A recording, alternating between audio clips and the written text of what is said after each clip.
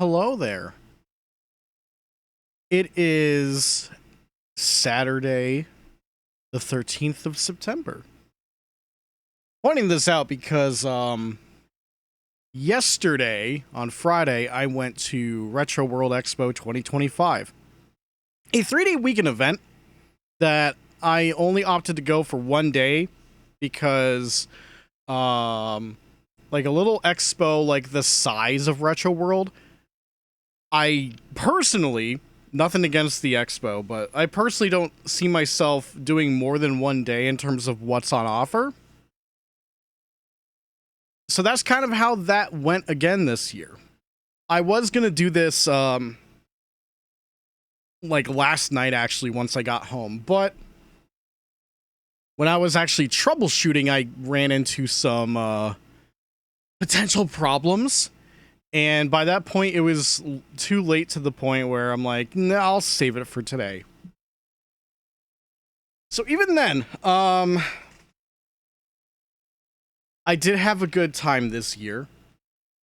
And I did go over budget, but I'll talk about that in a little bit. But I think the number one thing I want to start with is one of the pickups I was possibly alluding to that ended up actually happening.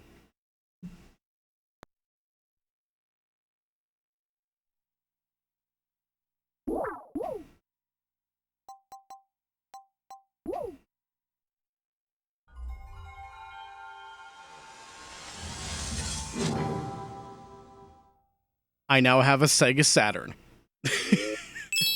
It's here. Good old Sega Saturn. I do have games, don't worry. But, yeah. This was like the one thing I wanted to try and get, and, I did. And I gotta say, getting that adapter for my HD Retrovision cables ahead of time is worth it, because, this looks pretty clean for Saturn.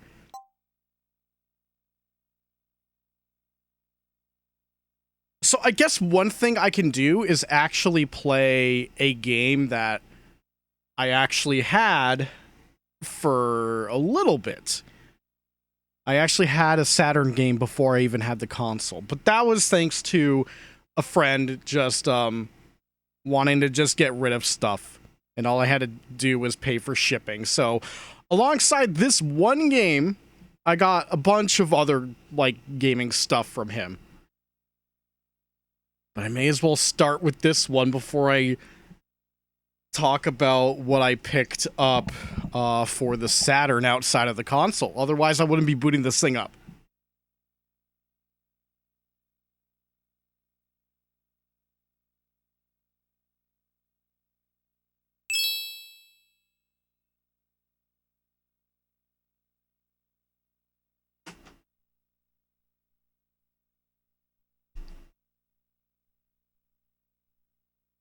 Word of warning, though, it's gonna be pretty dank.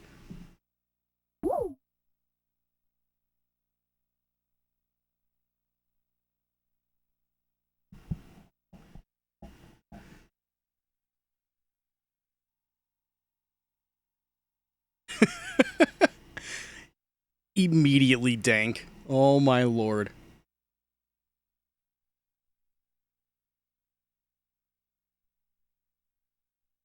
Wait, is there really no audio on fucking Robo? Oh god!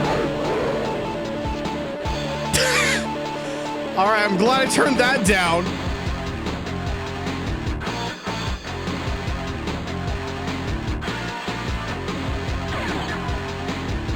Jesus. Okay, get me into setup.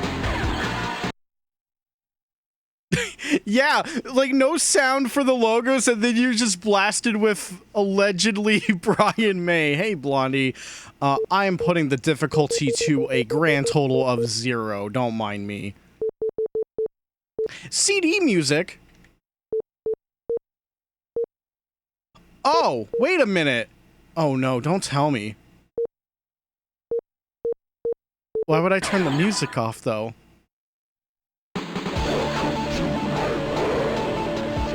Other than whatever the hell it says there.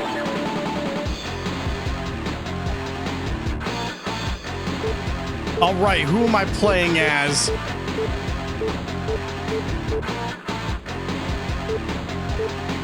Yo, is that a Robo Samurai? Metroid Prime 8. Cyborg, our protagonist of Rise of the Robots. You know what? Give me the samurai.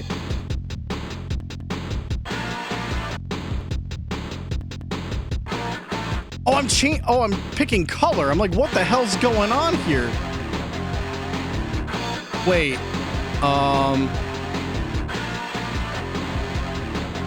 Why is nothing happening?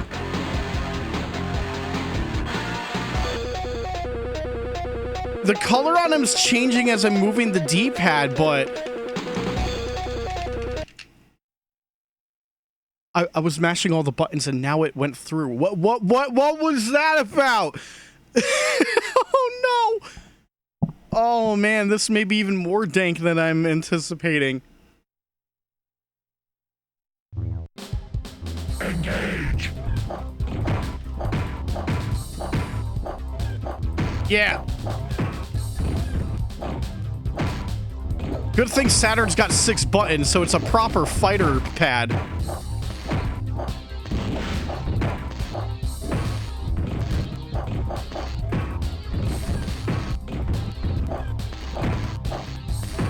Oh my god, these jump kicks.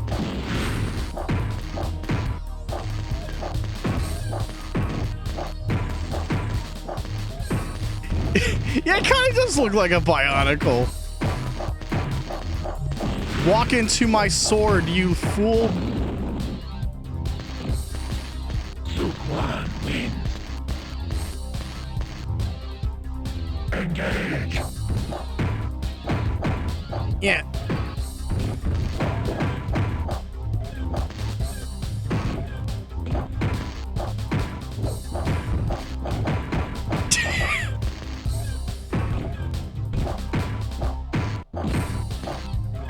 I'm gonna get his ass. The Shaq Fu technique.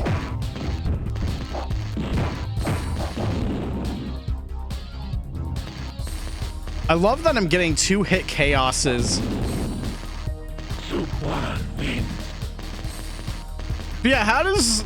I mean, this isn't the game to ask this question, but how does the footage look? Because I think this looks pretty clean with the component cables. No modding necessary. Yeah, Crusher! Looks okay. Okay, maybe we should put it on a different game then. Instead of Resurrection Rise 2.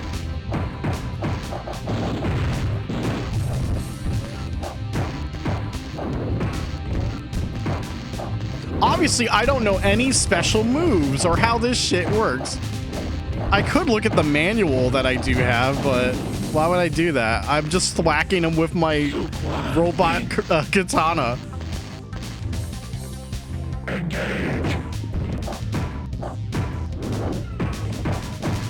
Just medium punch all the time. Yeah, yeah, yeah.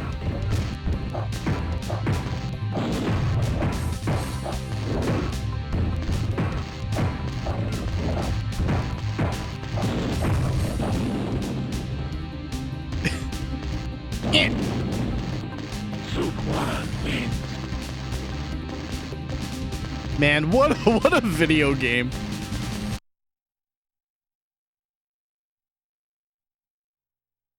I promise this won't be the only game I'm playing tonight. I don't know how many fucking arcade rounds there are, and I don't feel like finding out right now. Engage.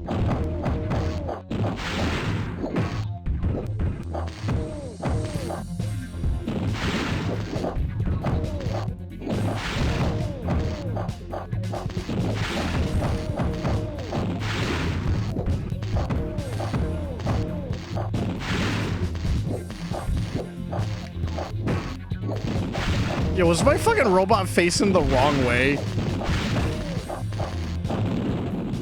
Oh no. the animation where he's kicking, like, because he's moving his sword, it looks like he's swinging the sword the wrong way. It's fucking me up.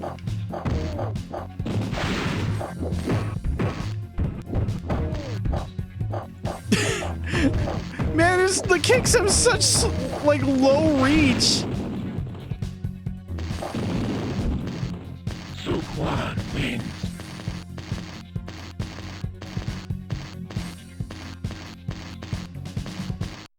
Now, I legitimately, like, forget, like, what other versions of this game exist. Because I know Rise of the Robots had multiple versions, but in the case of the sequel, I guess I was only familiar with the fact that it was on Saturn. Engage.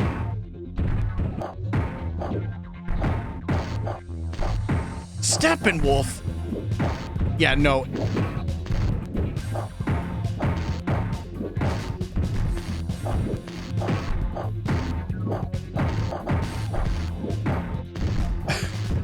If I jump, I can just completely just fucking hit him back like that. Wow. This character has the most range. I can't believe it. Like, how do you even get in from that cross-up?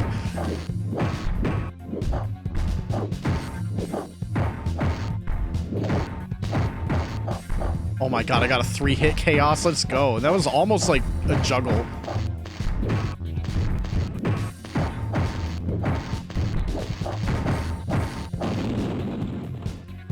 My god. Wait, how's that? That was whiffing just now. What do you mean it was whiffing? What are these hitboxes, man?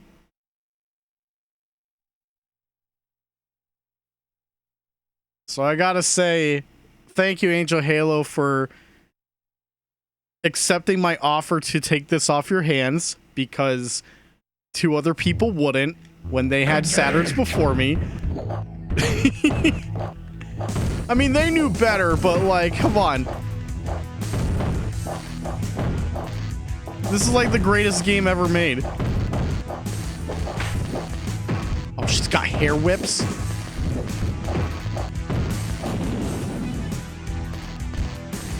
Sukwan wins. Engage.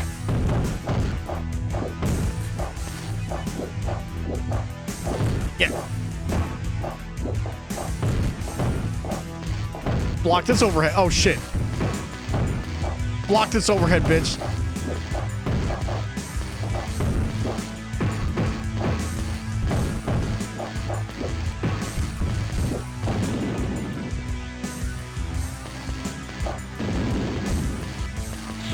You would have taken this? Are you sure about that? Is this appealing to you, Blonde? Oh, right, because of they made a sequel. Shit. Well, listen, just watch the game. And then write a script, even though you never get your hands on it. I'll do the work. Alright, here comes Monkey Fuck. Engage. Oh my god!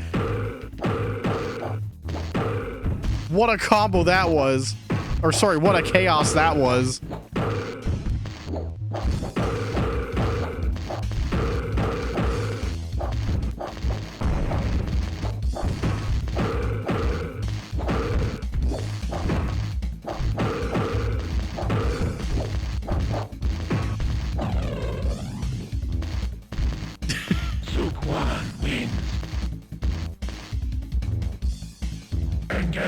So I'm not sure what the point of, like, having the background SFX, like, on would be.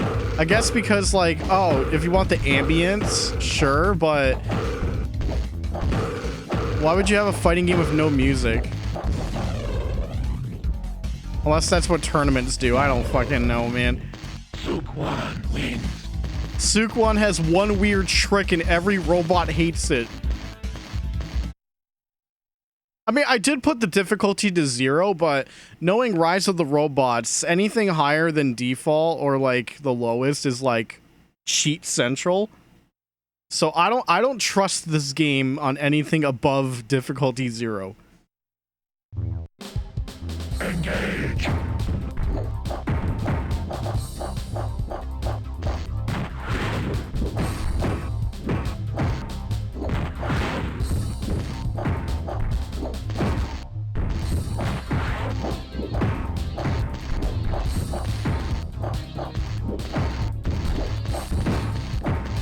Yeah, I'm just doing a neutral jump and they'll just jump right in, usually. Usually. Souk wins. Engage.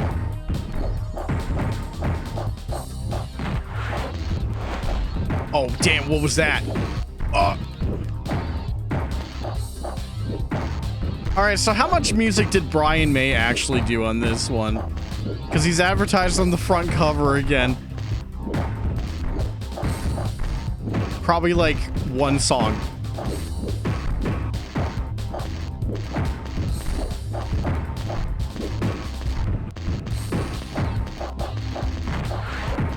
Oh man, the zoning's crazy. Souk wins. Okay, are we like legitimately fighting every single fight? Like every single robot? Alright. I'm gonna kill the protagonist of the first game. And if it looks like there's another regular fighter after this one, I am gonna go into the options for that one thing and then stop.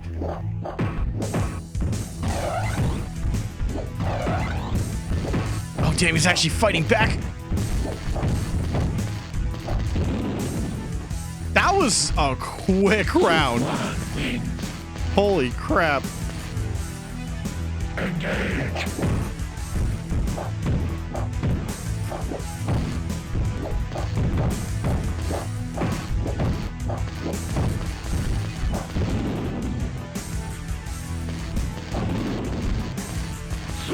I'm starting to wonder if different fighters have different HP values, because it seemed like the cyborg died the quickest. Okay, yeah, it probably wants me to do like 20 matches before the boss. I don't think I have the patience for this right now. Not on my limited stream time tonight. Engage. Okay, I was about to say, like, pausing almost didn't work.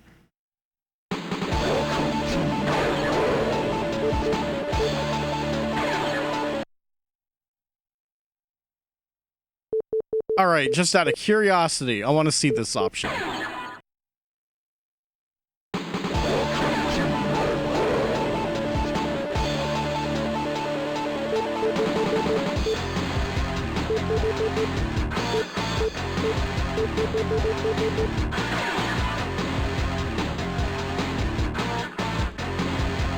Alright, I need to okay. It was just one of the face buttons, but like, I don't know why it took forever. Oh, a mirror match immediately?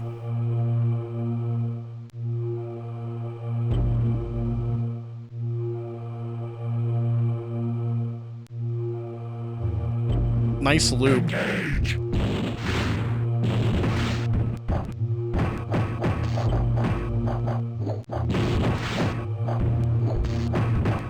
So that's the background sound effects. It's no music, but just like a 5-second loop. Okay.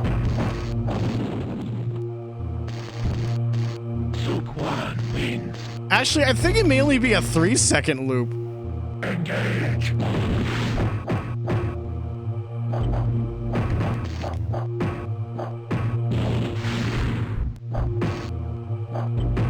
Man, I would love to know how the special moves work. And the fact that the shoulder buttons actually don't do anything, it seems like. I'll just go to my tried and true overheads.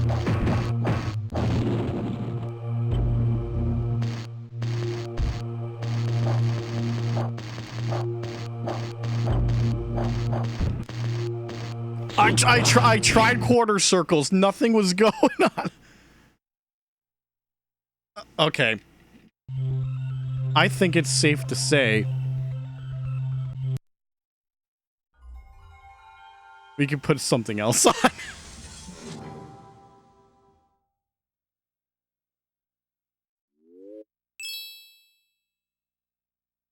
That was one of the fighting games I've ever played.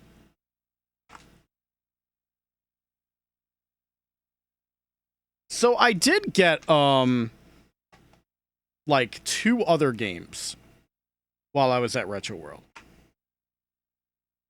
Those are the games I spent money on. And that's a big difference.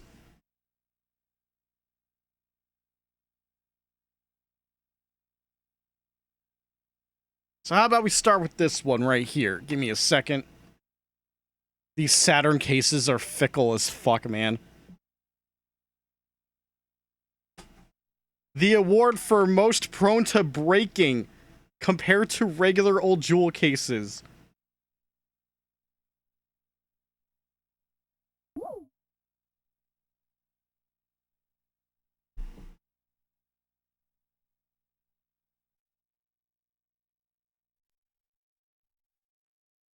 I gotta say, I really wish there were certain games I could get, but, for obvious reasons, they were expensive. But yeah, here's a better fighting game, Fighters Megamix.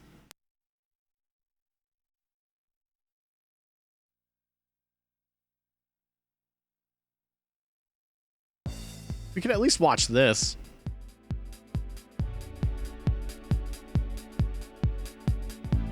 Oh, it's that guy I played in the Yakuza arcade games for 5 hours. Not Akira, though.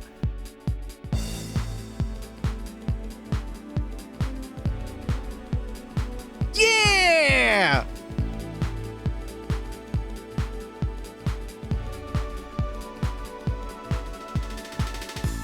There's Jeffrey, my butt attack master.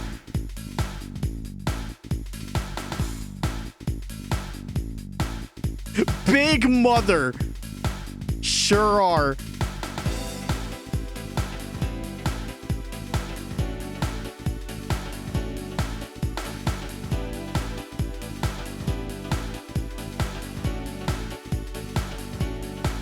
Nice smirk.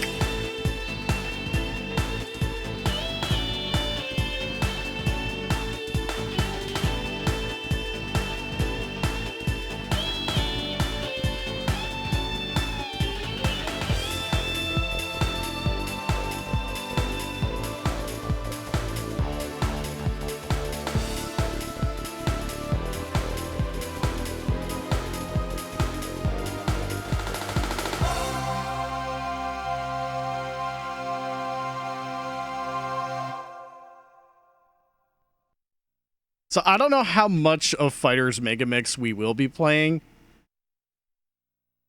Because believe it or not, I might actually be hooking up some other consoles outside of the Saturn tonight. If time permits, of course. Alright. Did it save my records? I actually don't know. Also, if you're wondering why it freaks out like that, apparently this is like a game that changes its video resolution a lot. So, my upscaler is doing its best to, like, not have any, like, immediate black frames. Alright, give me 1P mode. Okay, it did not. Which means I will probably need to get a fucking battery or a memory card at some point, but that's okay. I can wait a little bit on that stuff. So, I'm gonna pick... Well, before that, pick options. Okay, there we go. That's my fighting game skill level. Very easy. I'm gonna play as Picky.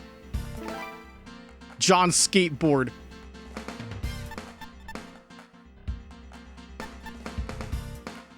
Let's do Novice Trial. So, Blondie, when are we gonna do online versus on Fighters Megamix? Oh, wait. Ready, go! I gotta remember the controls first. Shit.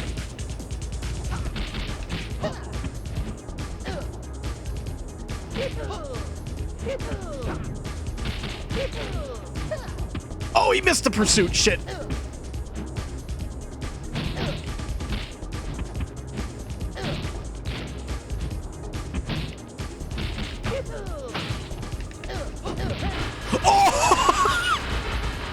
Yo, check this replay out. Amazing. Ready,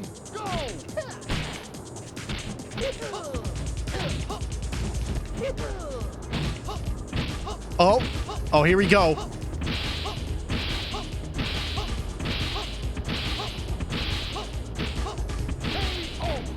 Shit, man. There's nothing he could do about that. Yeah, I won!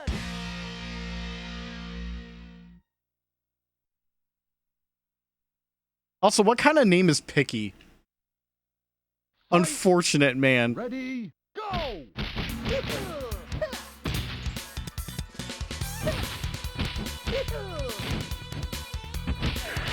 Oh! Shit.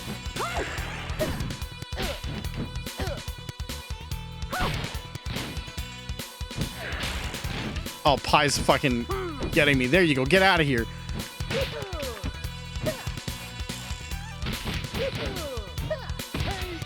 There we go.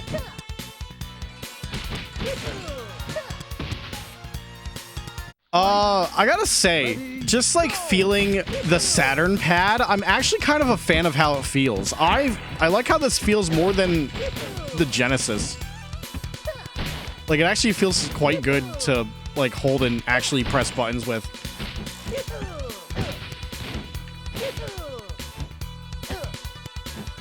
Oh! I love the fact that he has a headbutt pursuit. It's like, well, oh wait, it's not a headbutt. He lands on his chest, but that don't feel no good.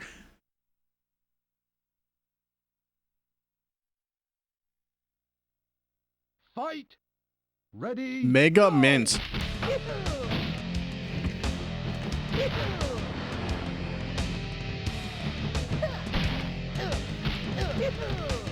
Wrong link. No, what was the link? You can't leave me in suspense like that. What?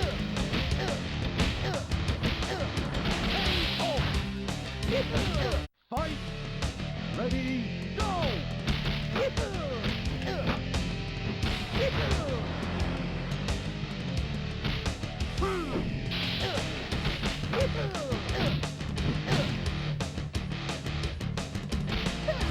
Whoa! Yep.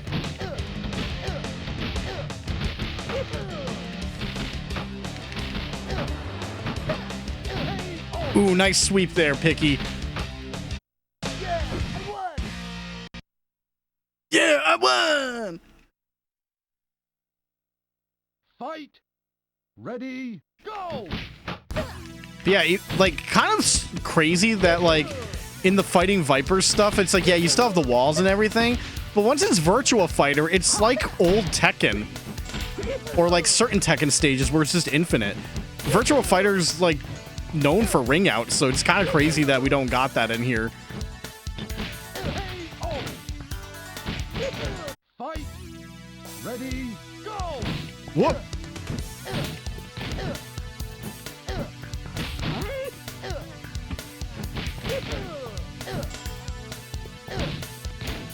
Okay, know my sweep attack now. Whoa!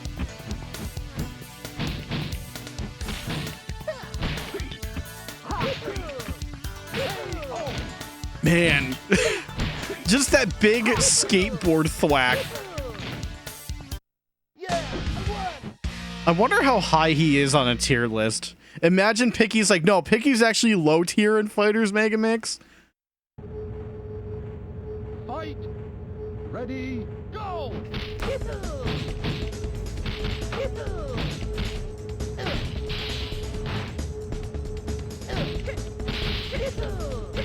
Shit, my back.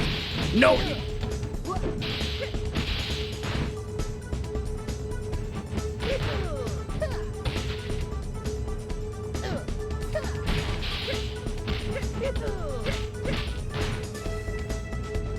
God, having my back turned is so dangerous. Fight! Ready, go!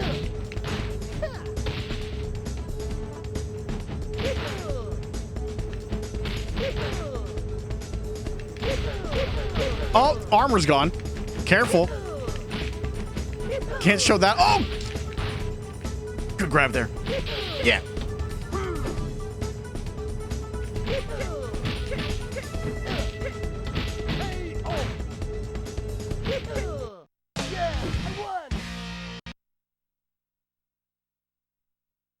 Oh, this guy. This guy in his low fucking stance Ready?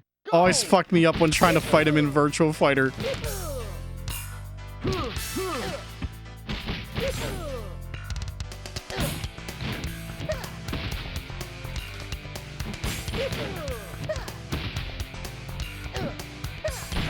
Ooh, nice.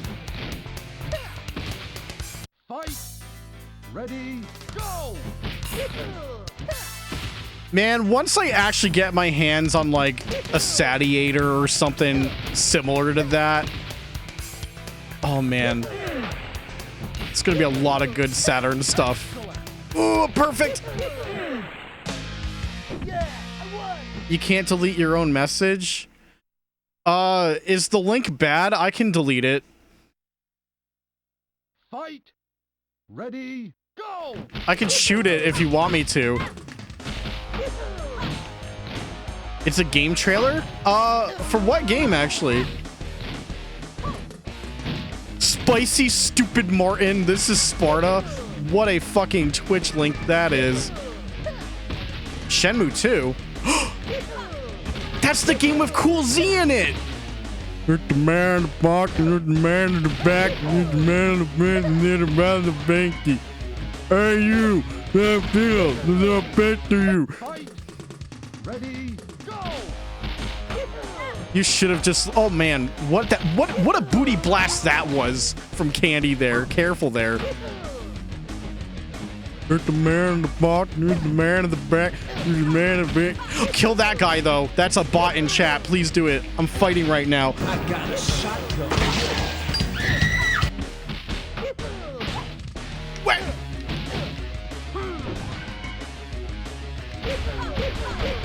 Thank you, SCR. Hey girl, what's up? Oh no!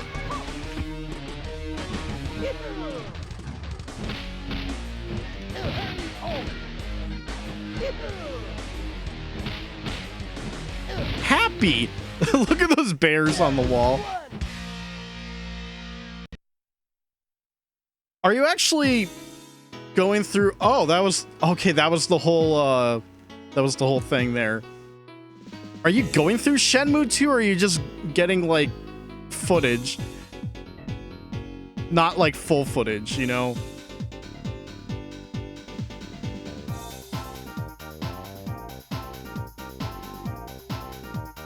Check out these replay kills.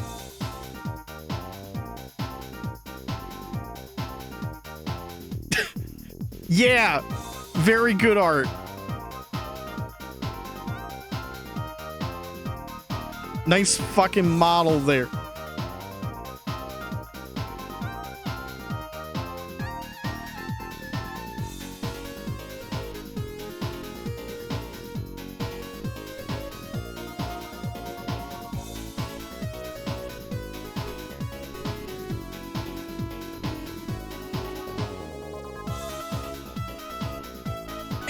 Man, the Saturn really needing to change the video resolution once they pop those photos up. What a difficult mistress to work with.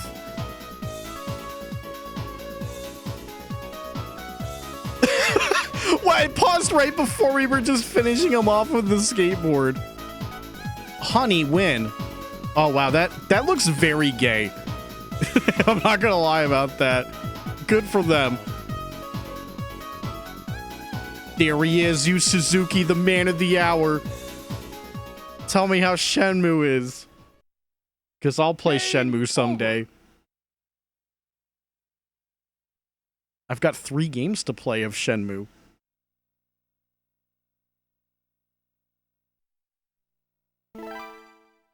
Alright, before we do the third and last game, I want to play as Kuma-chan. Give me the Viper's course.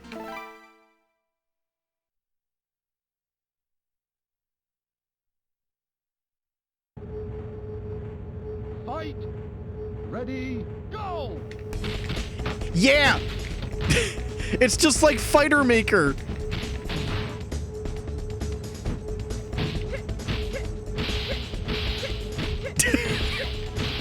Amazing. I gotta have my Fighter Maker character look like this in terms of animation.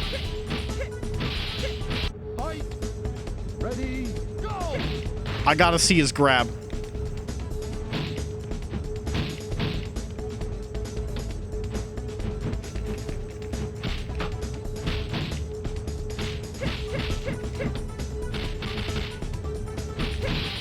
She had like the fucking Tekken sweeping kicks just now, by the way.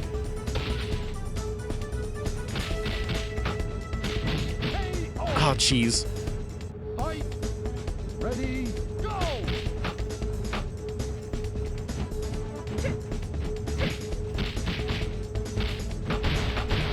Yeah!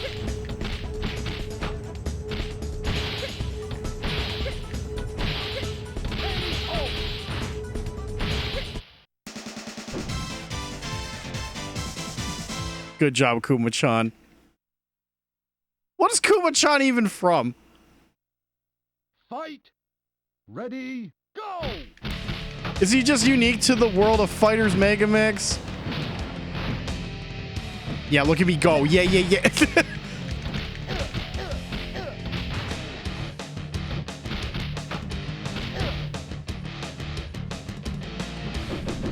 Oh, that was the throw. Okay. I wasn't sure if Picky was the one throwing me, but that would have made sense.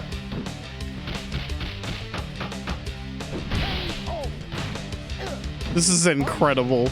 Ready, go!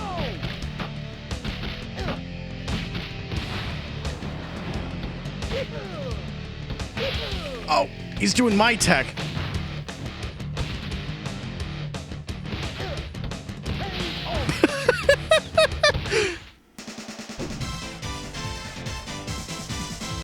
Amazing. I love this. I'm having a lot of fun with this. Very easy or not, this is my jam already.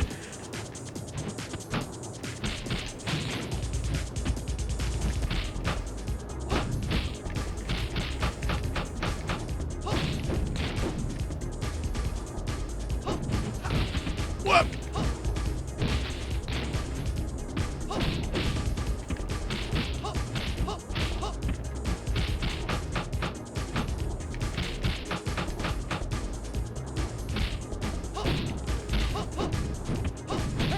There we go.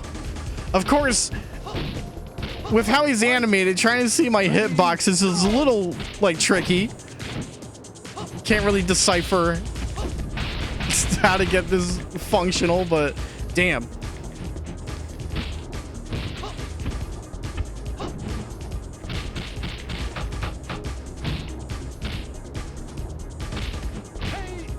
Good job, Kuma-chan.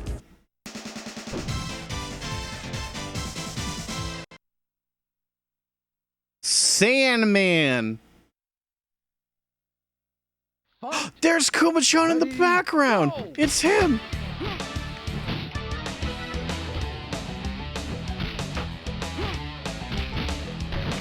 Oh, this is Big Mama.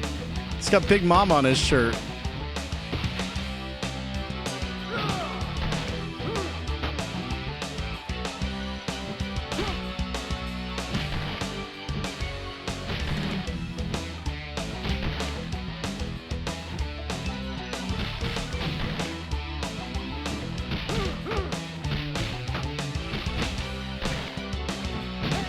Yeah, nice little kick there.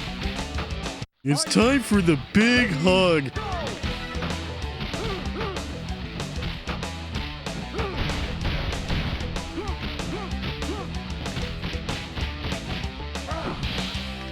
Oh, nice grab there. Okay. Get up.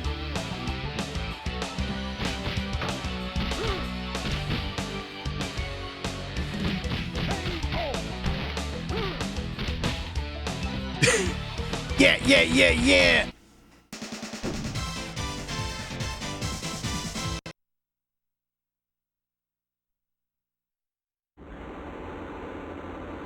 Oh, it's Raxol.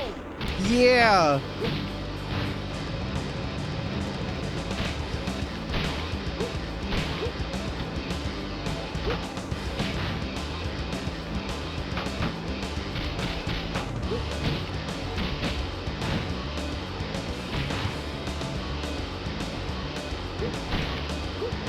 He was just out of reach for that guitar swing. I lucked out there. Whoa!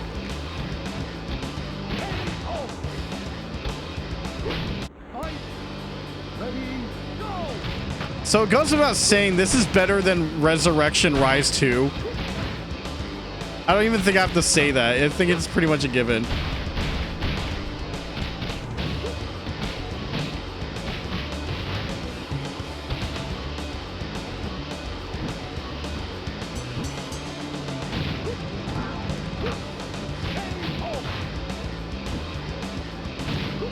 Because the weird thing is, like, in terms of, like, control responsiveness, like, Rise 2 functioned, but, like, it was just very dank by association. Ready, go! Hey, Nightman. I got my Sega Saturn, as you can clearly see here.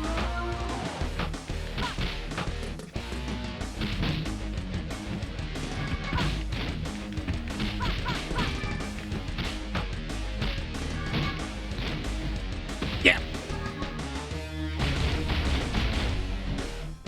Big damage. Here we go. Oh.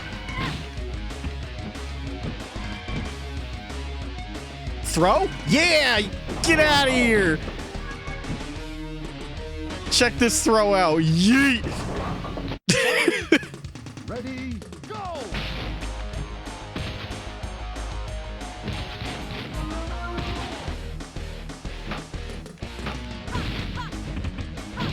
Oh, that was almost a perfect on her. Damn.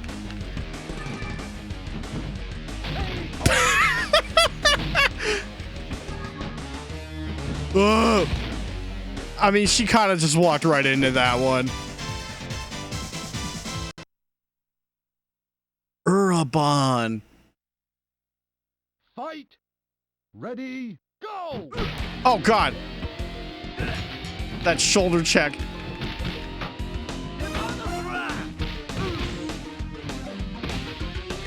This is the character I tried to fucking play as in Fighting Vipers 1 and 2. And it turns out, I guess, moveless-wise, that was a mistake when I played those in the Yakuza games. Made me very bitter towards Fighting Vipers. Fight. Ready, go!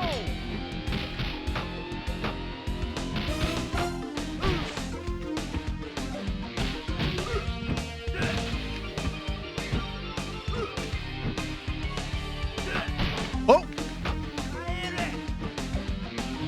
Okay, both of our throws aren't going to do shit here since there's no walls in the stage.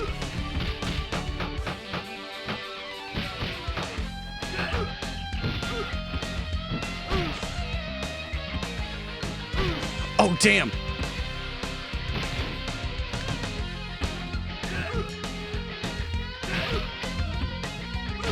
Oh, the Akira check. God damn it. Ready, Of course he would. How's RetroWorld? Yeah, it's pretty good. I can go into detail in a little bit. I think after the Saturn stuff, I'll just do a breakdown, because I'll tell you right now, the breakdown's not going to be terribly long. And it's not even over. Like, it's... Actually, day 2's over by now. They close the doors at 8 p.m. So there's still Sunday. But I didn't go for Saturday. I only went for Friday.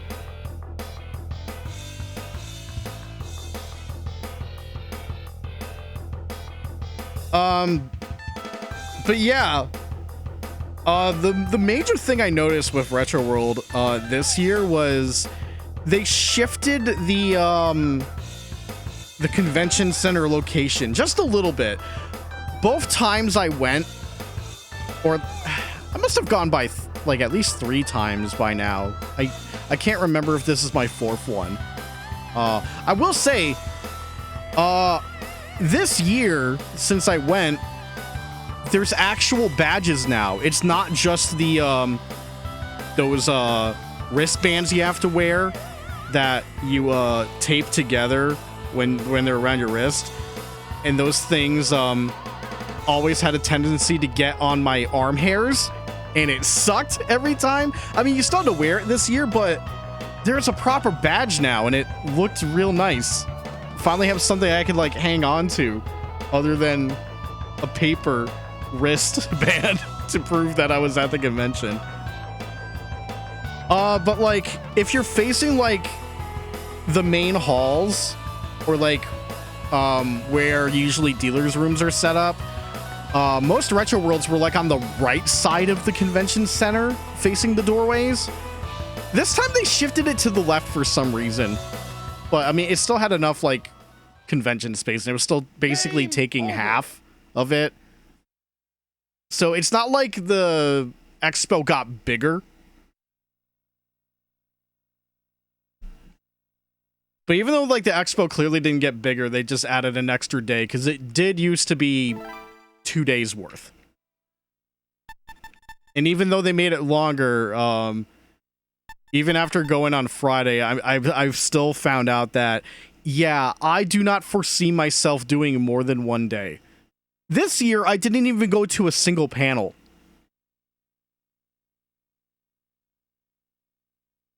Because, like, nothing panel-wise quite interested me. So I was just there to just kind of like, okay, I unlocked Urabon there. That's not gonna persist. Unfortunately. Because I don't have like a working clock battery for the Saturn. I'd have to buy one. Thankfully they're like super easy to replace. But I don't feel like doing it right now. Let me go get my last Saturn game real quick.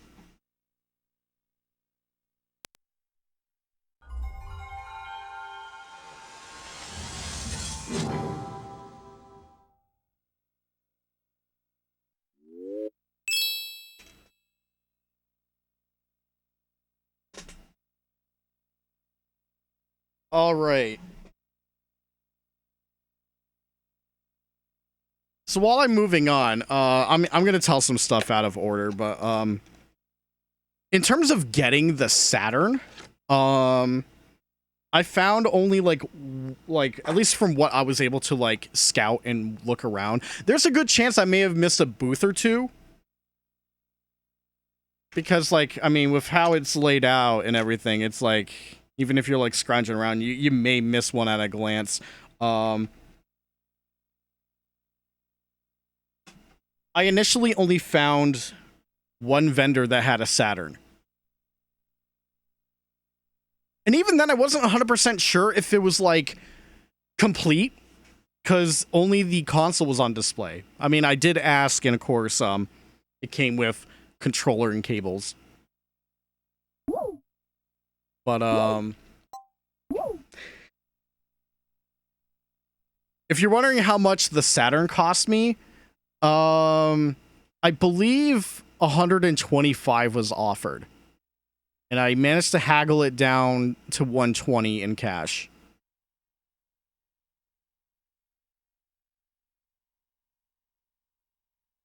Which, believe it or not, was like within the that was like 120 in cash was less than I was expecting a vendor at a convention to like sell their Saturn for. Like, I just had to, like, mentally prepare myself. It's like, okay, if I'm getting a Saturn, it's going to be around this price range. And when I got it down to 120, well, like, well, this changes everything. I'm absolutely getting it. So, yeah, here's the last Saturn game I got. I came home with a console and 2 games. Meanwhile, I was stuck with Rise 2 Resurrection for quite a bit before even getting the console. But hey, at least I bought solid games as retaliation for getting the Saturn.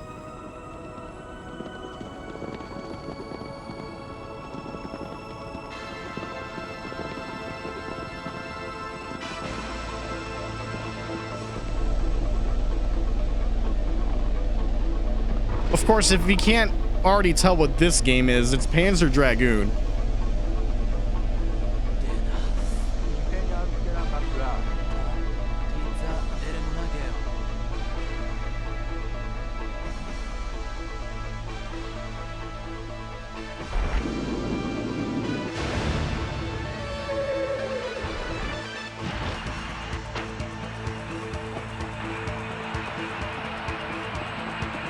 Yeah, look at that wiggle.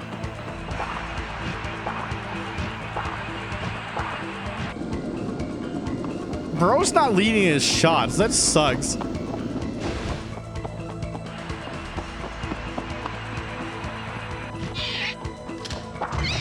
Yeah, there you go.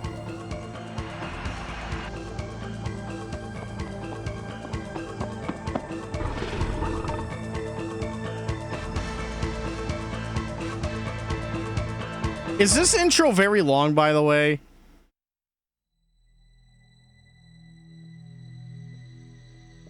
I'm not too familiar.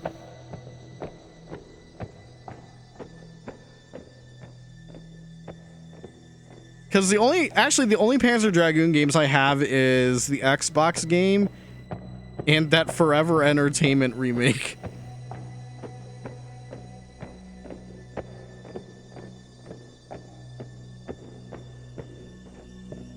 I mean, I guess while this plays out, I can show some images that I saw at RetroWorld. I know that'll take away from the intro, but this is one of the first things I see walking in. Stand by. Nope. Okay, you can see the... Yeah, that's not the right button. Hold on. There we go. It's fit the screen. What command is that? Control F. Got it. So yeah, this first booth had a lot of standees. And this Squaresoft one actually, like, it changed the game depending on where you were standing. So, like, it transformed into, like, Final Fantasy IX, for example. But it's the bouncer. The standees were for sale. I might be misremembering, and I wish I angled the photo a bit. I think they wanted $5,000 for that standee.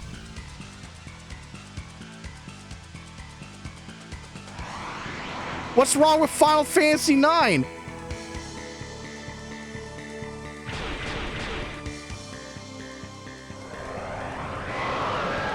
Other than the fact that I first saw it through a Linkin Park AMV.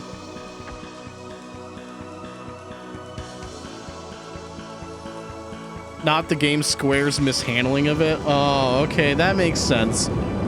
You can't just say FF9 and be disgusted. That brings the wrong impression. But yeah, there was like quite a few things I noticed going around. Excuse me, going around in the vendors. Prices on a lot of stuff. Or at least stuff that, like, most people would maybe want. I feel like this year compared to most was like like probably the most blatant time I've ever experienced both sticker shock and choice paralysis. Because it's like, man, a lot of this is out of my budget, obviously. And of course, with stuff that I think I can get, I'm like, should I get this? Because if I do, that affects the rest of the budget. This is like the year where I felt that the absolute most compared to anything. Because obviously I can't spend willy-nilly.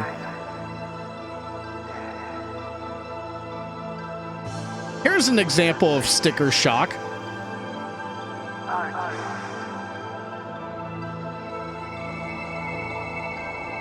It's a good thing I own like half of those, excluding Def Jam.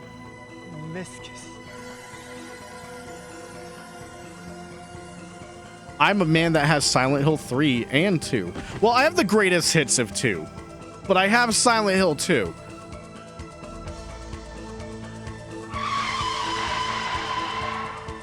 I agree, Panzer Dragoon. I agree. We should do Kineticon again next year. It's gonna depend on a lot of factors, Nightman. I didn't go this year because A, my finances post France wouldn't have allowed it, and B, honestly, there was like nothing enticing for me to go compared to 2024. 2025 was like, you know what? I feel good about skipping this. Even if it was for like a single day, like RetroWorld, it's like, nah, guest-wise, I got nothing to care about. And I'd rather just save my money at the time. 2026 could give me a good guest list, so who knows? But I am actually wanting to try to go to France yet again next year.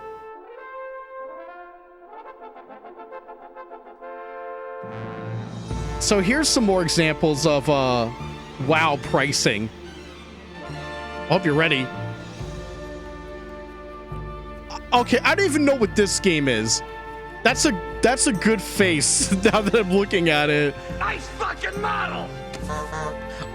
I'm not gonna center it. I'm actually gonna like scroll around, but yeah. Good old fucking Haganeh.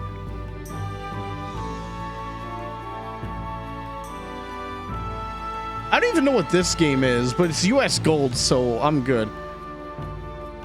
And hey, look at the thing that's coming to Switch Online. Jack Bros.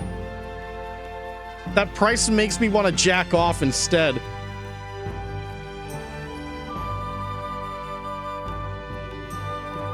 And of course, the king of sticker shock. Well, not the king, but like this is more affordable than Jack Bros.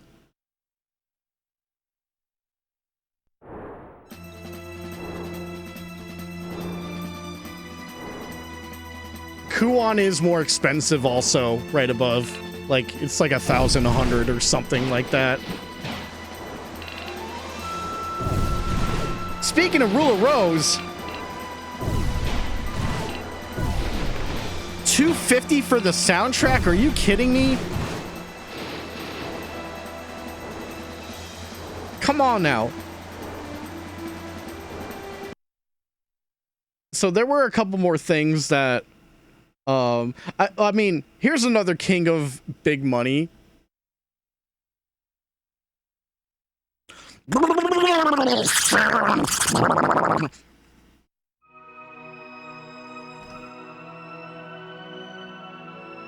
It's time to get an EverDrive, everyone. I'll save you so much money. Oh, speaking of Virtual Boy, also at the standee thing, a Virtual Boy display or kiosk. I thought that was neat. It was for sale for way too much, of course.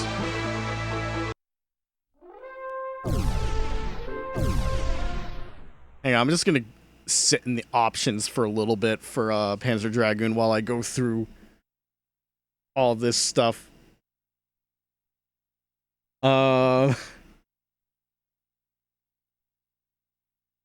So once again, I mean, I think a lot of the photos were actually at the one standee place, believe it or not, but I took a couple of others. Like, they always have this mishmash of oh wait, whoops. That's not the button I wanted to press. They always have this kind of display every year. It's like their signature CRT shit. I mean, it's always cool to look at, you know, but it's just kind of a mainstay. But this I found very interesting. That standee place had a legitimate certificate to Thomas J. Abramson. This is a real thing he had before he passed away. They told me the story of how they got it. Basically, like, the son that inherited the stuff, like, I guess they negotiated, like buying it off of him or something like that. Oh, and here's something I didn't realize. This particular Sonic artist was actually at RetroWorld. I didn't talk with him, but, like, I saw him briefly at, like, his area, and I'm just like, oh, fuck. Oh, really? Wow. That's pretty cool.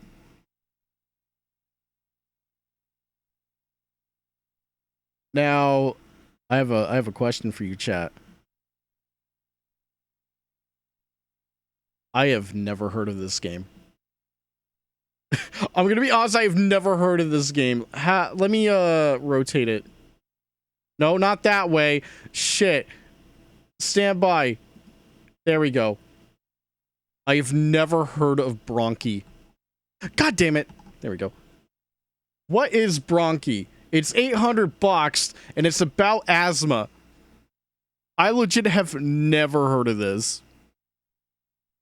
Now I gotta know.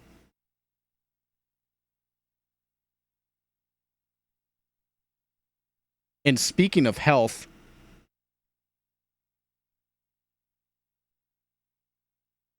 this is a prototype of Captain Novelin. Apparently that exists. Here's the history of it. $2,000, by the way.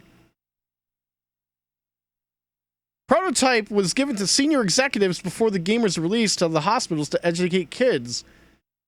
There were 4 senior leaders that this was given to, so this may be the only one left.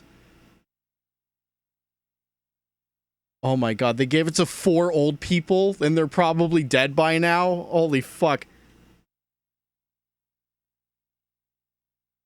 Spoiler alert, it turns out that the Beatus, twitch.tv/the_Beatus has the last prototype, but we'll never know. Now, this is nowhere near as expensive as any of the other things I've shown, but I just had to laugh. Good old fucking Jaguar CD. Oh, man. $62 for a game that you could probably barely play on a attachment that doesn't even fucking work.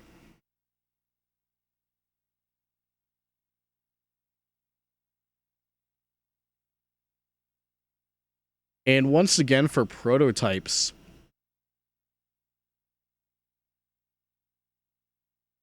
Well, not a prototype. A Zelda's Adventure demonstration disc. And a Hotel Mario one, too. What? This was a completely different vendor, by the way. I just saw it and just kind of like went, wait, what? Demonstration disc? I did see copies of Wanda Gambalon and Link's Adventure, by the way, at some vendors. Obviously for way too fucking much. but it's always bizarre just seeing it in person, you know. It's like, oh yeah, those are real.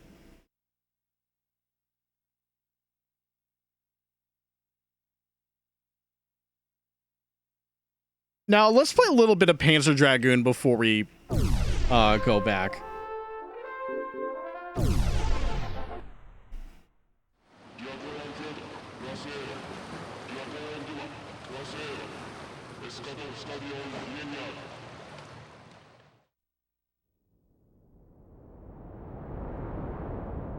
Oh, is it gonna play the same intro, or is this new?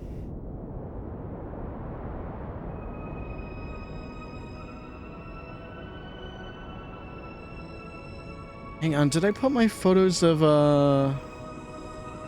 I did. Oh, it's the same intro. Okay. Episode 1, Phantom Menace.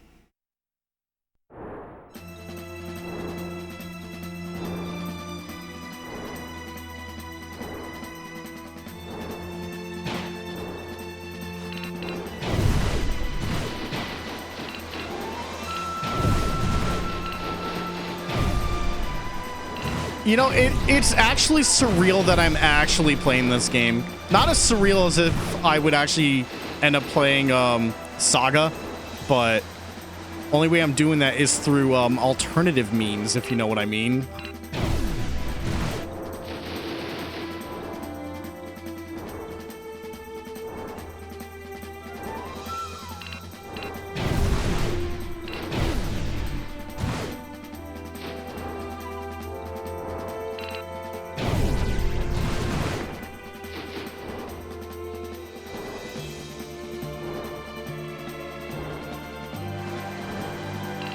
So Blondie, you're already familiar.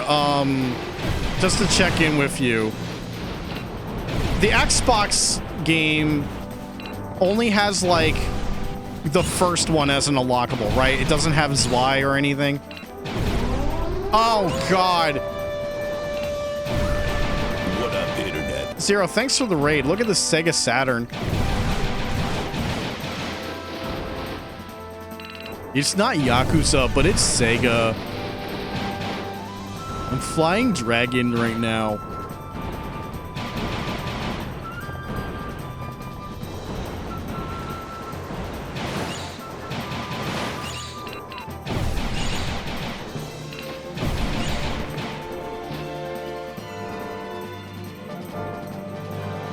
Well, guess what? I don't need to unlock it in Orda now. I have the game. So, by the way, in case you're wondering,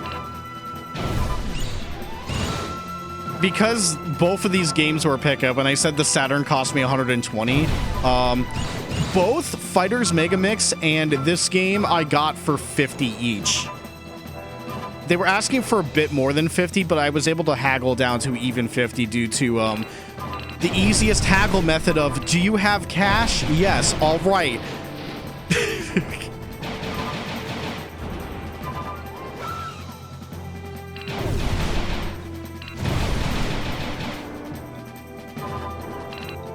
Guess I can't kill these flowers, I just have to dodge them.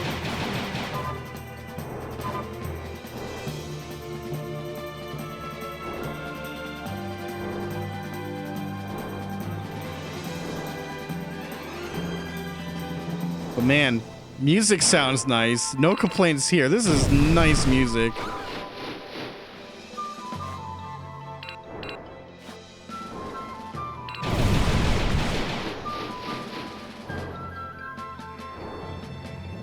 Maybe I'll do a full run of Panzer Dragoon at some point. Maybe. Like, I know the game's not terribly long, supposedly, but I don't know how hard it gets.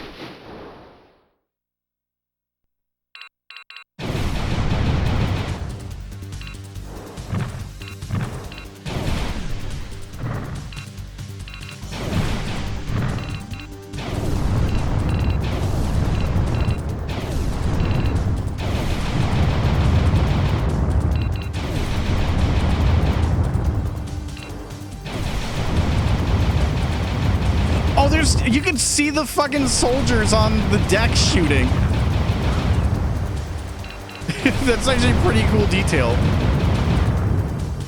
I would likely get it done in one stream. Are there any like difficulty like things I should worry about?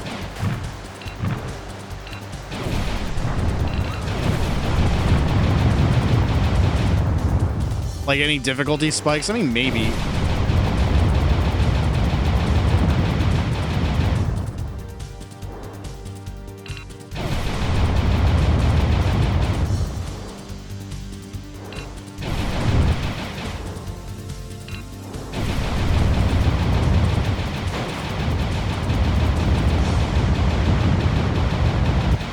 Uh-oh. Nope. Get out of here.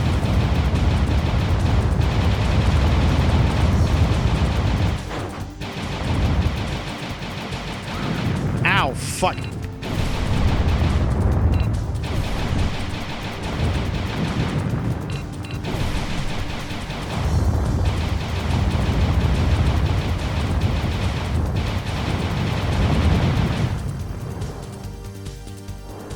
I did it.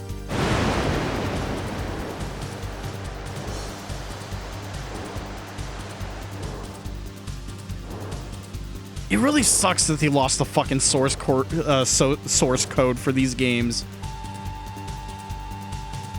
96.3. I get 2 credits. Okay.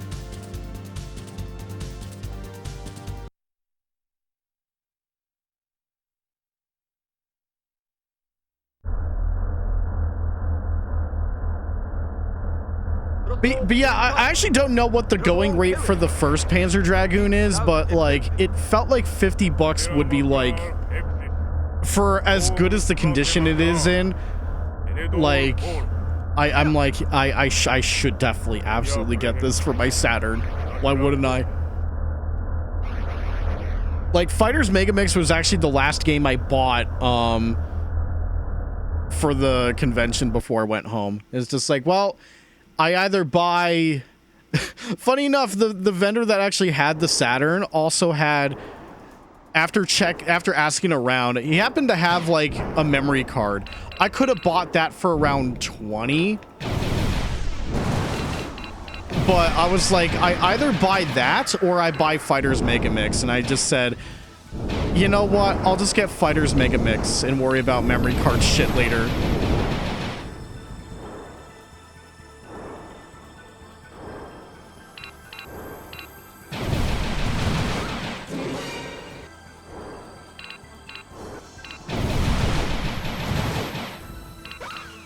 Oh god, I gotta keep an eye on all this shit. The radar's there for a reason.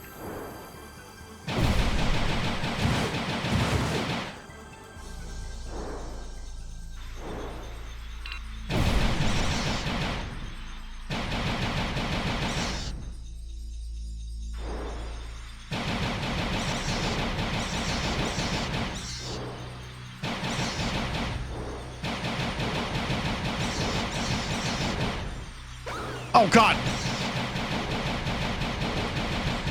We're surrounded.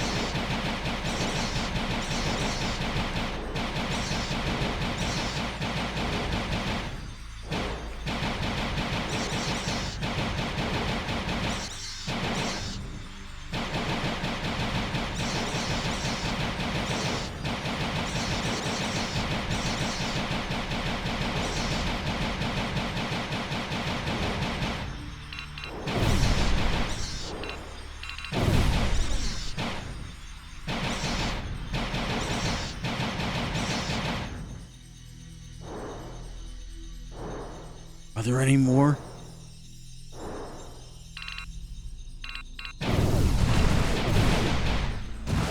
Yeah, do big combo. Let's go. More lock on than Star Fox. Feels good.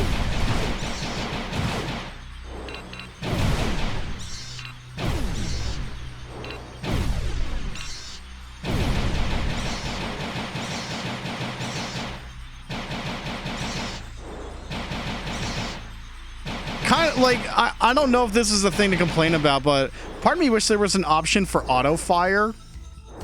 Because my thumbs are feeling it. If it feels better to like mash versus doing lock on. Like in certain situations, it's like, well, certain situations I absolutely should try and like mash. But fuck, man. That's just gonna get to me. Oh god, not the boogers.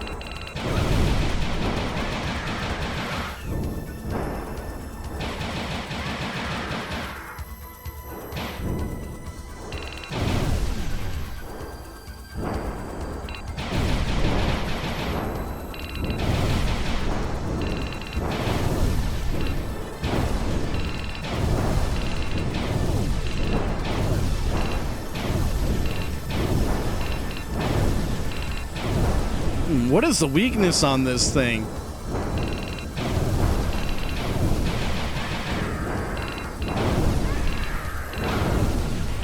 How am I actually supposed to dodge that? Like, I'm trying to like move away, but it seems like such a huge spread.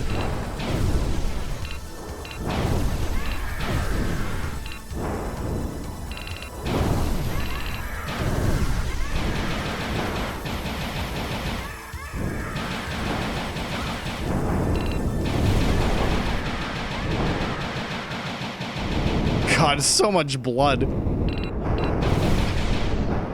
And this was rated kids to adults.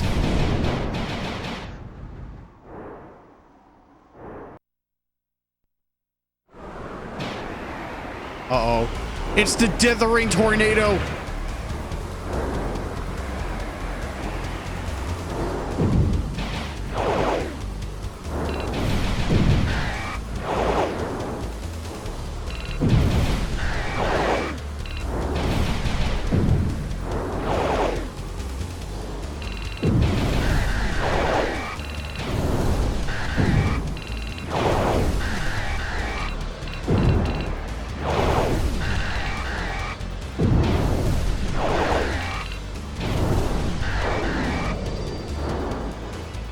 Oh shit. There you are.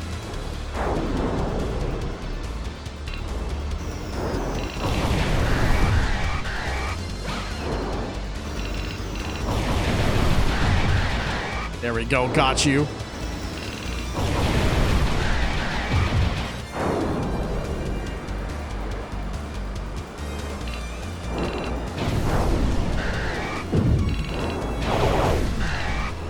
Nice.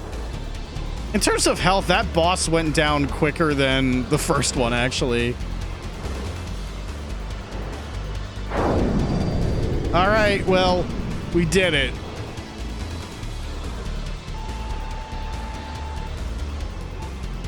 "32 enemies missed." Ooh, that's rough.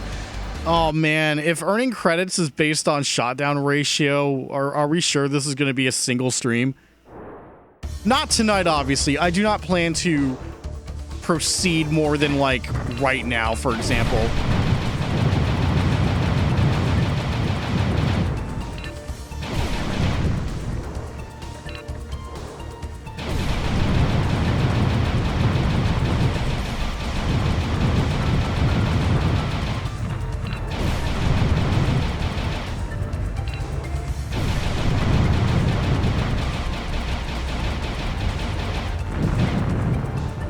God, his stupid ass. Yeah.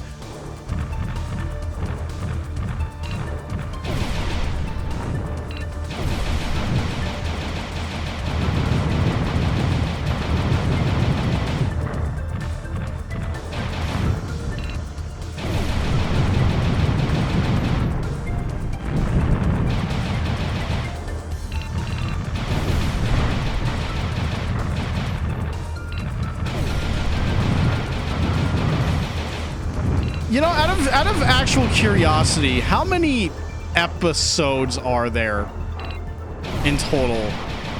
Since we're on 3.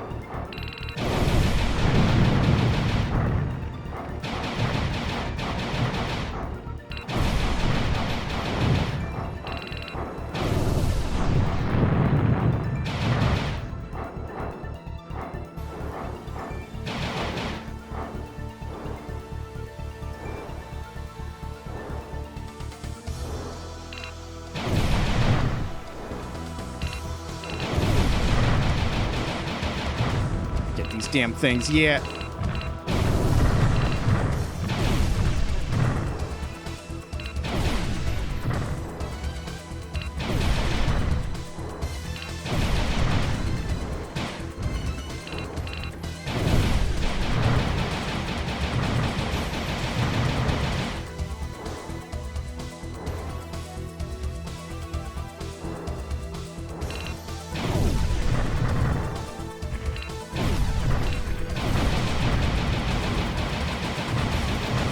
Warning, incoming balls.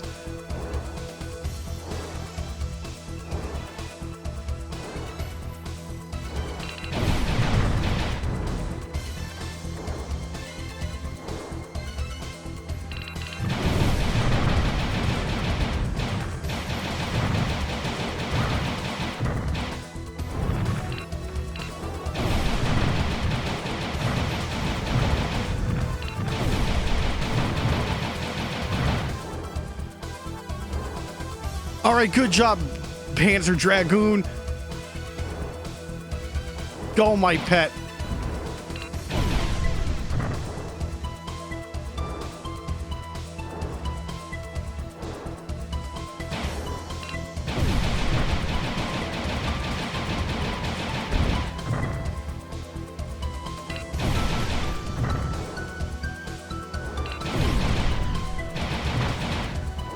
I think it goes without saying, the fact that there's a radar really helps. And the quick turning, too. Like, this game feels good. For being, like, it feels real good. Kind of wish Burning Rangers wasn't fucking expensive. That's the one that I'm gonna have to cheat to get.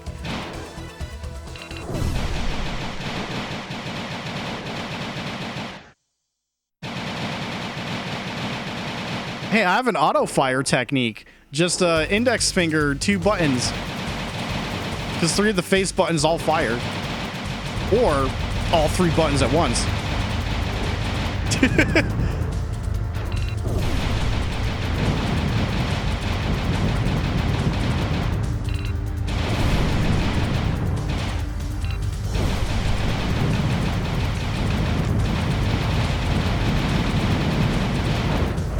Just make sure my damn leg doesn't touch the shoulder button. Oh, watch out for the blades. Damn. That's actually a pretty cool fucking thing.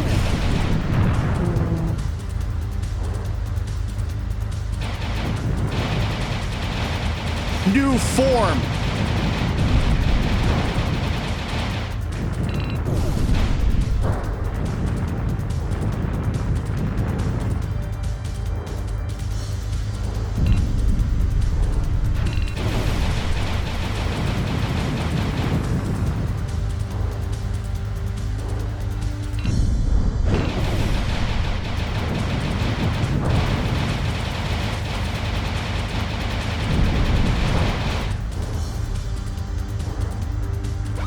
Oh shit!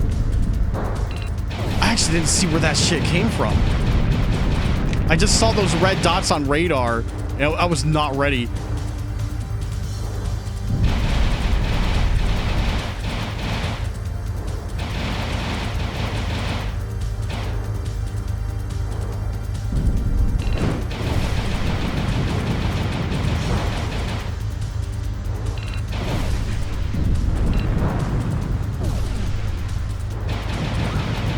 Oh man.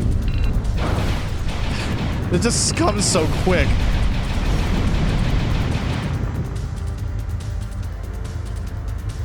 Okay, this boss might take a little bit.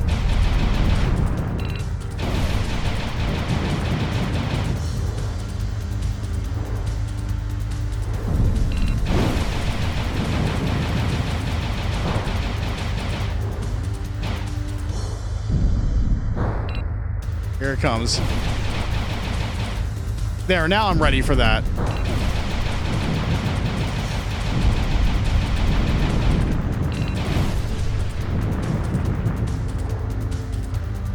Yeah, it definitely seems like the top right there is the weak point. But of course, sometimes it'll have its, like, propeller shield.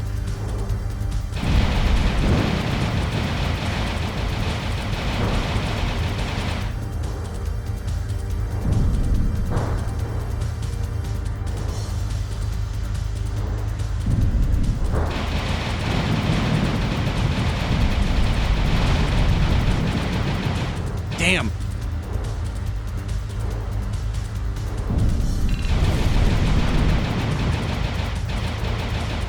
All right, we're getting there. He's almost dead. Just like a few more passes, I think, would do it.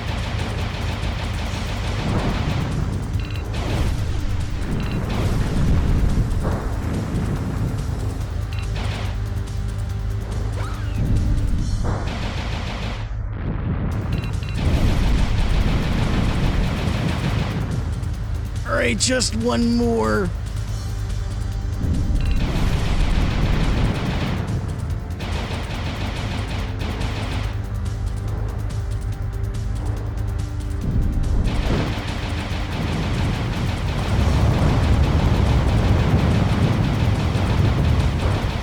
Okay, so I assume that's gonna just stop the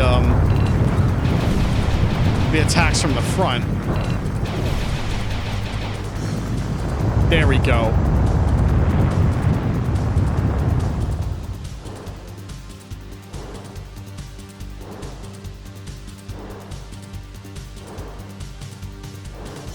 All right, what was my hit percentage on this stage?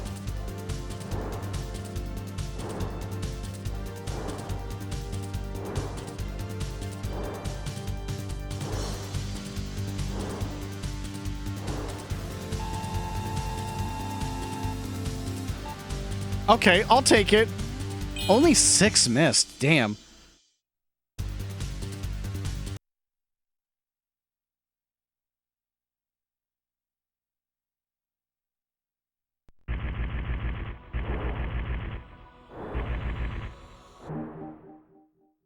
All right, well, that's as far as I'm gonna get.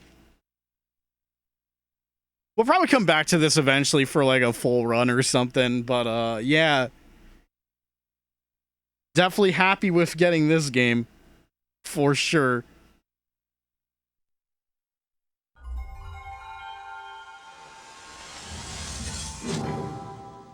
So yeah, that's all I have for the Saturn, actually. That's pretty much it. So I guess I could like do a little bit of extra RetroWorld stuff before we move on. They still had the free play arcade stuff and like other consoles. Here were some notable things I saw.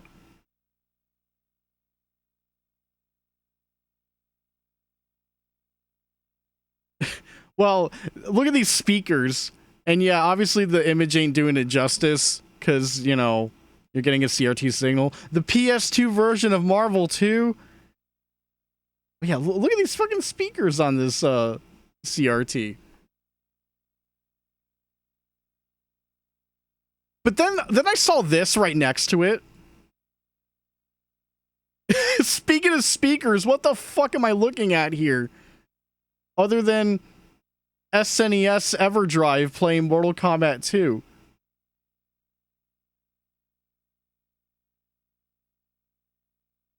You could just shut this closed like a car door. So it's a very interesting model.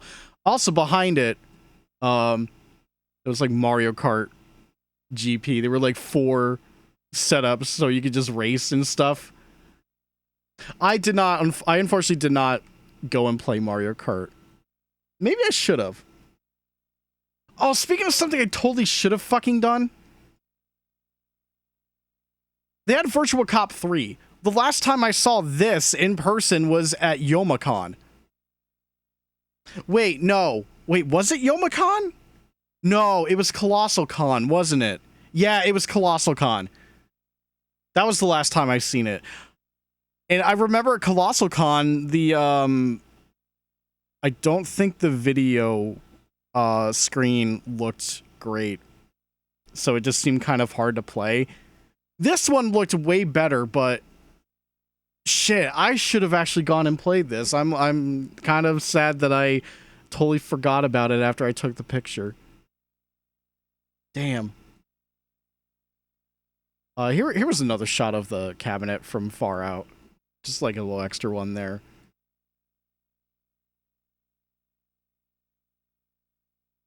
They also had this. They had Die Hard Arcade.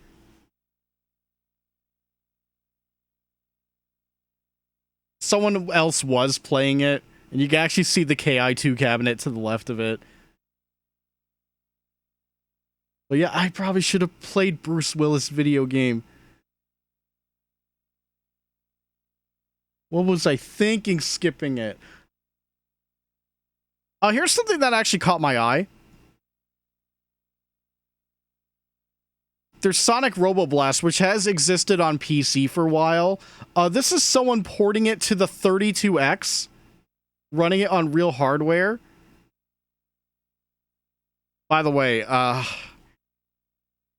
man, I hate the fact that getting a 32X is going to be more expensive than getting a goddamn Saturn. And it sucks because, like, I want a 32X because, A, Angel Halo gave me Doom for the 32X, and B, if I do get an EverDrive for the Genesis and I want to play 32X games without breaking the bank, you need the 32X. Whereas you don't need a Sega CD to play Sega CD games off of the EverDrive. So that kind of sucks. That's going to be a future thing that I'm going to have to think about. I know I'm not missing much, but I did see a boxed 32X. Obviously, I couldn't fucking like afford it, nor would I want a boxed 32X for the extra cost. Even then, the boxed copy didn't even have the cables, so like, what's even the point?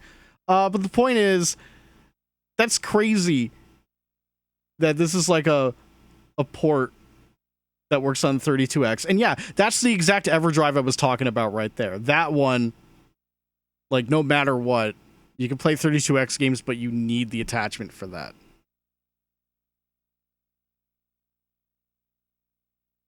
Oh.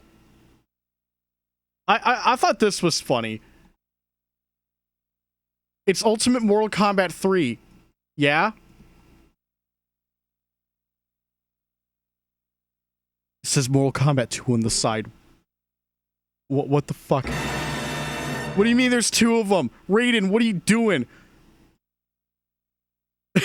Mixed cabinet. Come on now.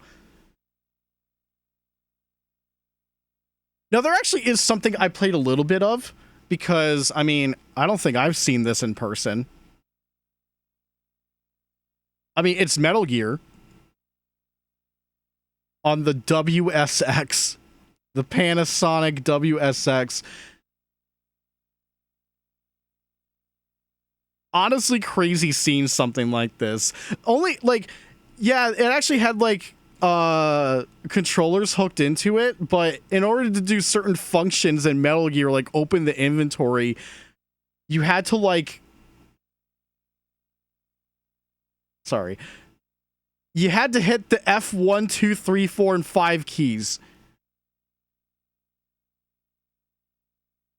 Absolutely wild, but, like, it was still really cool seeing this, especially with booming audio next to it. I died in the fart gas room, by the way, when I played. So that's as far as I got. By the way, if you better hit F5 on the continue screen, or else it boots you back to the fucking main title if you're not fast enough. Very good. Yeah, legit cool piece of tech, or video game tech that I saw. I also saw Norts from Vinny. Just in a box like this. And I think, is that like a face hugger with the tube? What is even happening here?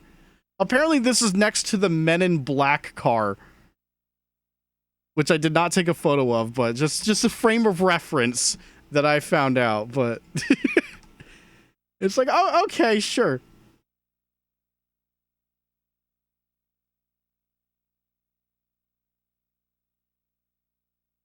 There was also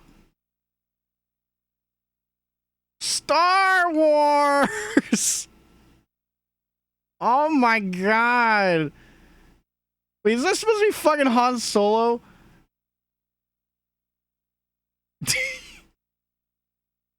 It's close enough. Yeah, that's close enough. Right in front of the Super Nintendo set. Okay.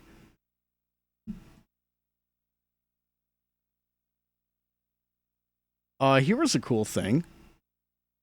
This was actually outside of the main expo area, just like kind of like in the actual main hall of the Connecticut Convention Center. Just a display like this. I was actually sitting on the couch right in front of it. It was displaying a bunch of, like, I think Disney ads or something.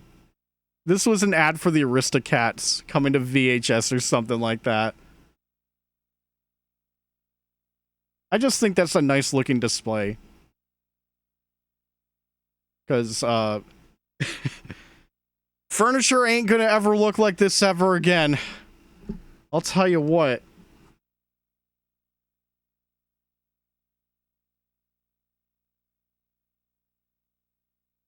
Man, I really didn't take that many photos. Damn. I've got one video, but that coincides with this next set of images here. Oh, wait. Oh, this was another arcade game. This was here like the last time I went, but I played it again. The Grid. You move with the joystick and like aim left and right with the trackball. Honestly, it's right up my alley. And it is also a Midway game. Because of course it is. I should note the event space, I think it's because it was on Friday. And like I usually anticipate that Saturdays for like any kind of expo or convention is usually more packed. Like in some aspects it felt kind of barren, I'm not gonna lie. like shockingly barren. They were still pinball machines and they still had all the free play game stuff, but they weren't really necessarily occupied. I guess it's because like a majority of people are just like going to the fucking the booths to you know, look for stuff to buy. Like me, but I still wanted to play some games. They did have Rock Band again, so I once again played a little bit of it. I didn't spend a lot of time on it, believe it or not, but I played maybe an hour and a half on it. I still like playing Rock Band, even though it's like once per year. And thanks to Gran Turismo 4, it's like, okay, I'm gonna play Panama by Van Halen, and I'm like, yeah, this is still fun. I still like the energy the fucking games bring in a convention space. If only I could play it more often on my own instead of like, you know, just waiting once per year to still remember how to play those games. By the way, on the way out of the convention, I did notice a small, like, it was like a game history thing that showed some older consoles. There were some I've definitely seen before, even through like AVGN videos of all things. But I don't remember seeing this. Also, the game's called Cat Tracks, and I'm like, okay, I'm taking a photo of that. And of course, the Vectrex. Why would I not show off the Vectrex with the biggest info dump to the right of it that's talking about the Vectrex? Let me send that to Classic Game Room.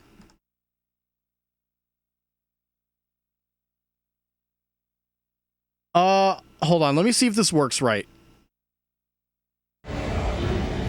So this right here was a little Connecticut history for video games featured in like locations in Connecticut or the state of Connecticut featured in video games like Splatterhouse 3. Let me go back and just read those up close. Forza Motorsport 6 and 7 has Lime Rock Speedway. Deadline, a PC text game in Lakeville. Retromania Wrestling in Hartford. SRX Racing in Stafford. I completely forgot Faith the Unholy Trinity was in fucking Connecticut. That game's on the October docket, by the way, so that's gonna be weird. And yeah, you got Haunted Mansion in Connecticut in both Time Splitters, Future Perfect, and Splatterhouse 3. And more recently, Indiana Jones. And then Mortuary Assistant in Milford.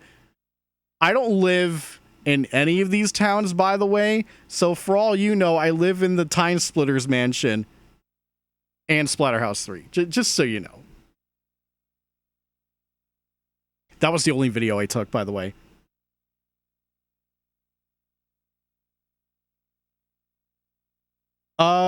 All right.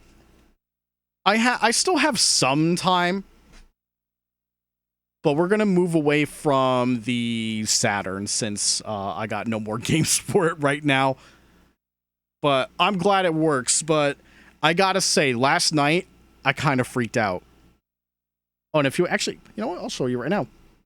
This is what my Saturn looks like. That's the controller that came with it. I did get a second controller, and I will show that in the big pickup image. I'll show that image at the end of the stream. Yeah, that's my Saturn. That's my Saturn. It's not my PlayStation, but it's my Saturn now. I was freaking out because when I was troubleshooting, anticipating to do this stream yesterday,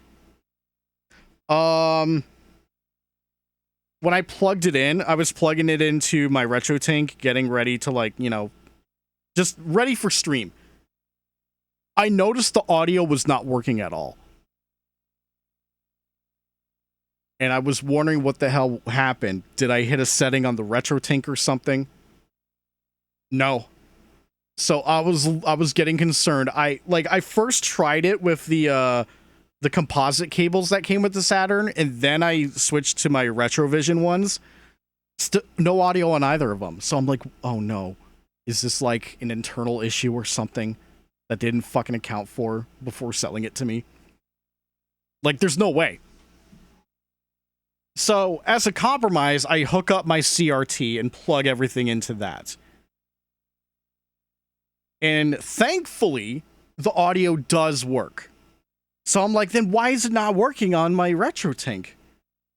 So I reset the RetroTink and it still wouldn't do audio. And I'm like, is there some weird Saturn incompatibility? But like, there's no way. This thing's supposed to support nearly all this old shit, man. But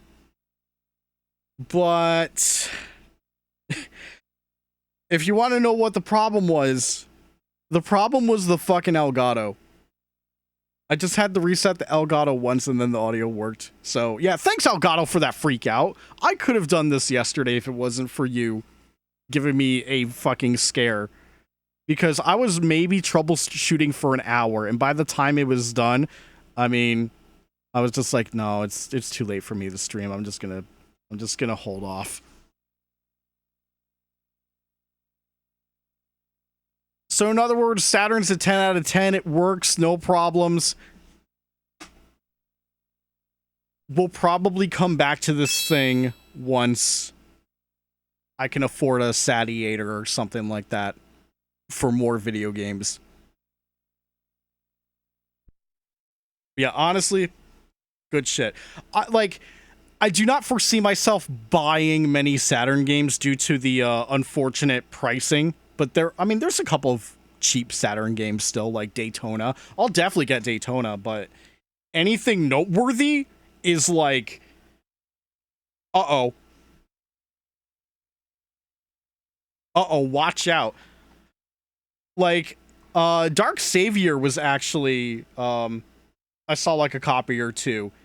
No less than $80 for Dark Savior.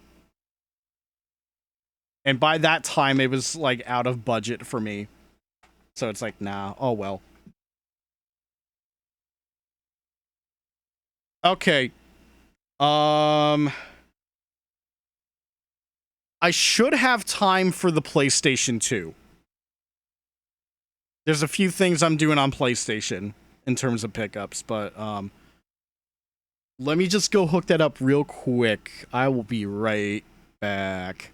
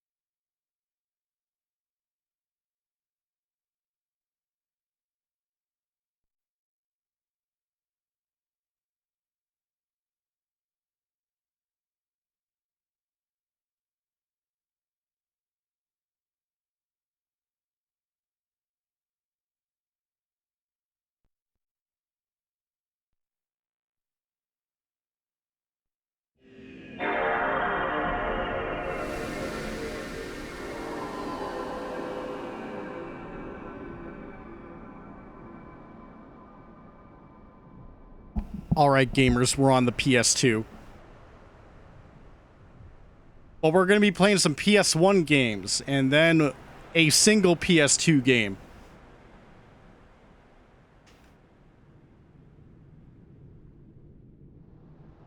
This honestly might be rapid fire.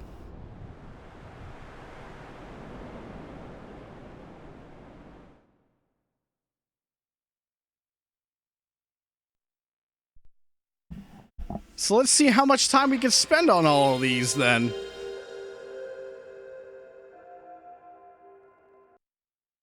There are other games that I got outside of like the consoles I'm saying. Like, I might have to snub the N64 tonight.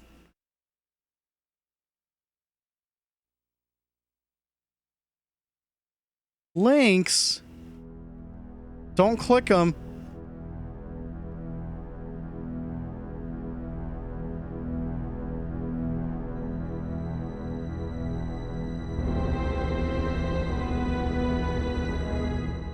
We'll never know. It's Star Ocean. The second one. Memory card not inserted. That's fine. Surround.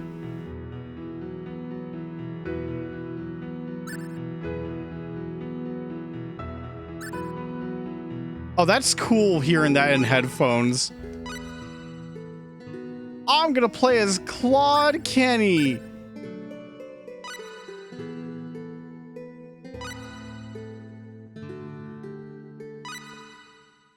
Only the vast reaches of outer space can hold the myriad dreams of 10 billion people and still show them its infinite possibilities. Countless dreams expand through the vastness of space. But of course, some of them are nightmares. I was about to say I was not expecting voice acting, but I'm like, oh wait, no, it's Tri-Ace. Of course you're gonna expect it.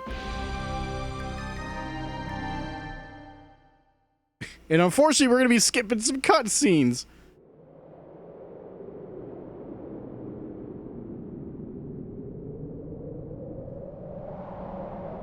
So of course this game has a remake already, but you know, why not see the original? This only cost me like 30. I used to see it go like a bit higher at conventions, and sometimes those prices would not have the manual or be in questionable condition. So honestly, I'm pretty happy with the deal I got here. Deadly weapon.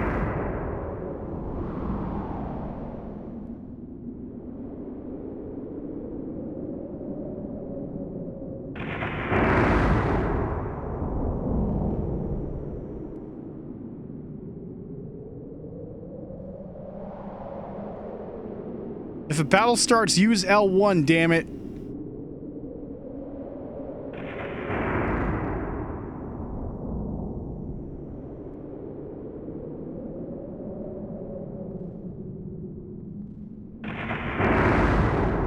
Man, that's some loud thunder. Then again, my volume is higher than it probably should be right now.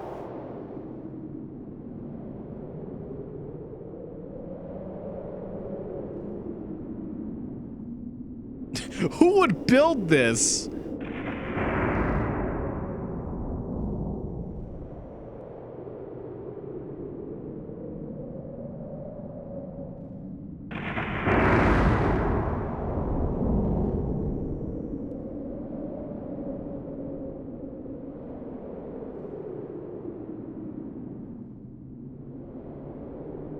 Oh, I can move. Okay, here we go.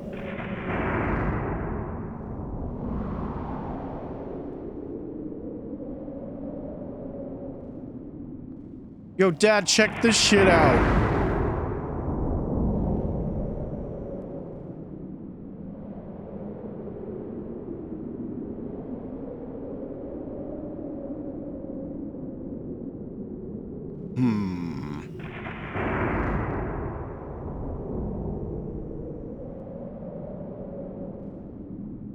All right, touch it.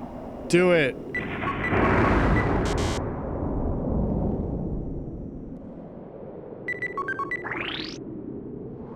Oh, that worked. Damn, they're good. It opened. Oh my god.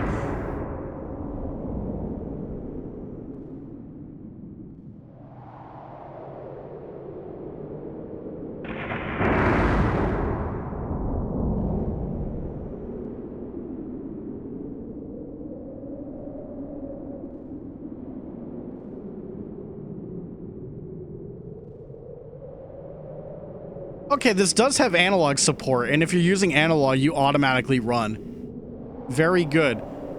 And it doesn't turn the D-pad off. All right, I don't have a memory card in, so who gives a shit? I'm going in, Dad.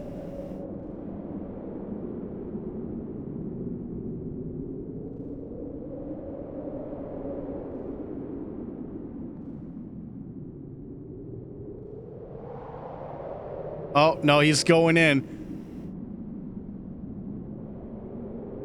Claude Kenny's kind of stupid.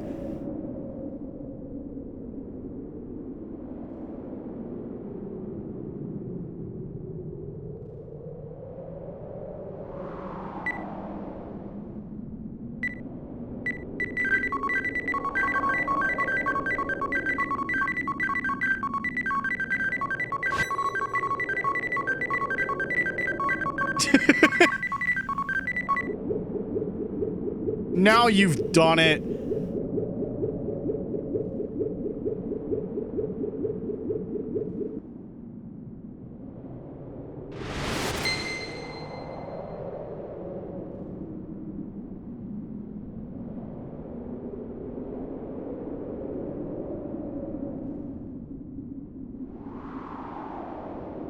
Claude basically committed a void out just now.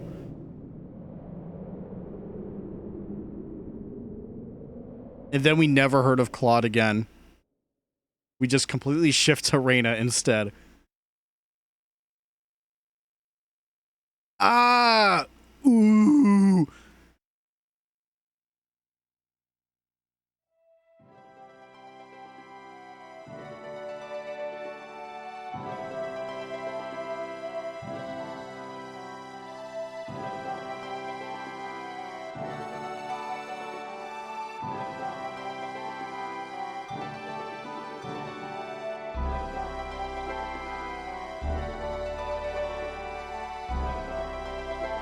Chat, isn't it insane that after this game, Tri-Ace decided to ruin everything?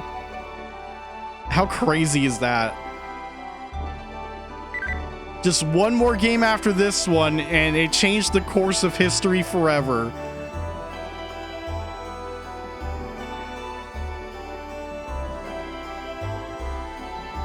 Don't tell Zero I said that.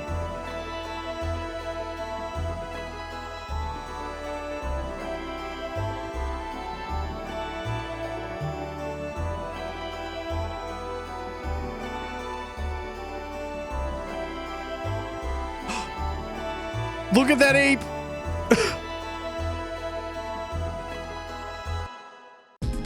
Oh shit.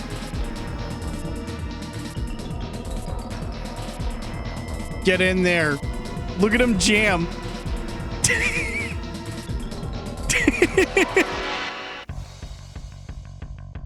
This is bad. This is bad. Burn! Burn! Burn! He did it. Unexpectedly weak. What a voice. Hey! What a fucking voice. This is a lot deeper than I was expecting Kenny to sound. Burn!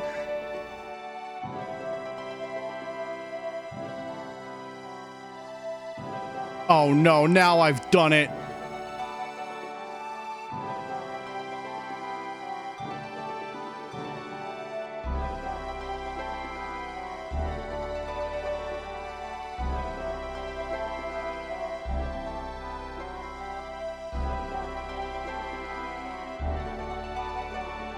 Chat, I'm not gonna lie, I'm afraid to check my my RPG count. How many RPGs do I have in relation to ones I've actually played? The ratio's gonna look real bad.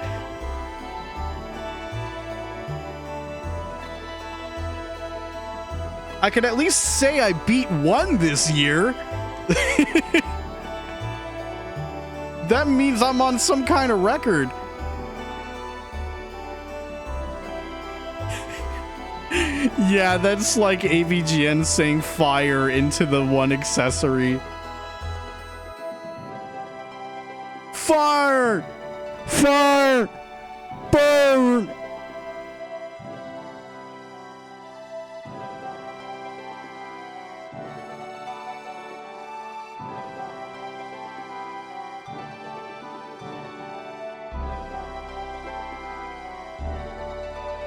Huh?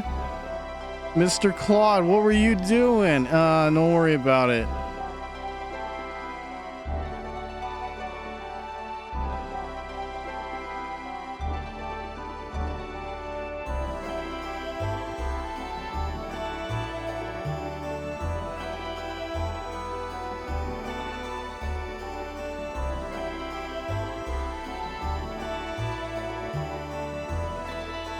Earth. Yeah, that's where Will Smith is. Welcome to Earth.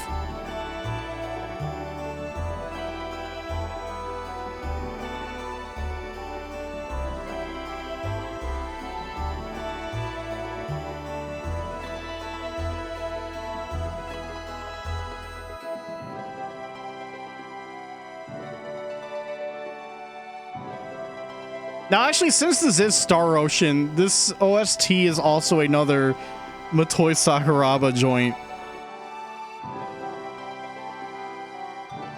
He keeps showing up everywhere.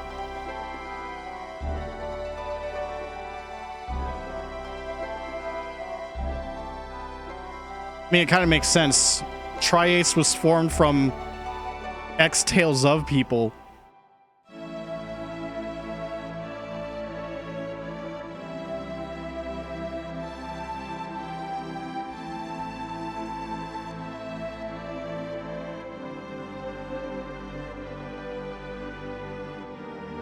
Clean air. Earth must really suck then.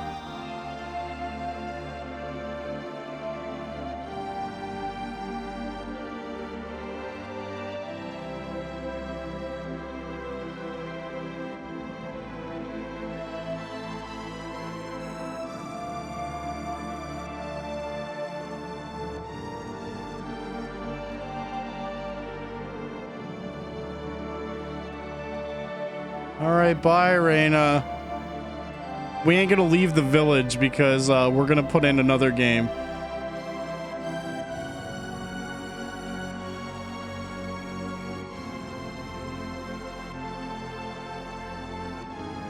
But yeah, of course I can't do much with an RPG because, you know,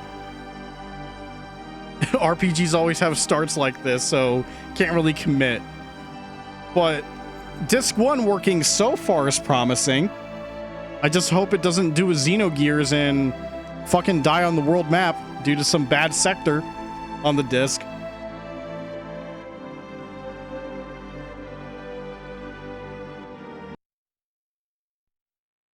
Hey, at least this is not an expensive PS1 game, really.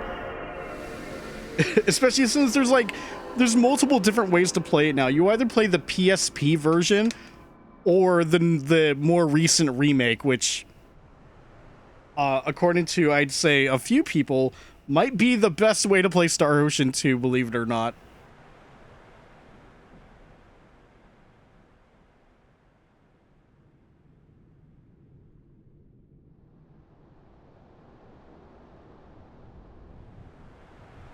Now, here's a game I was actually legitimately surprised to find.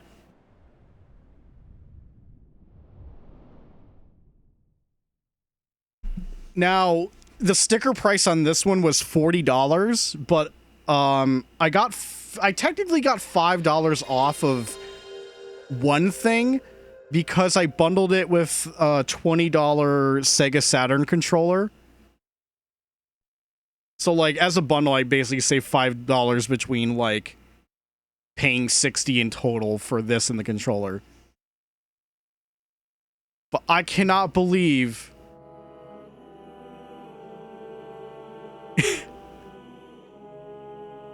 I found freaking intelligence cube.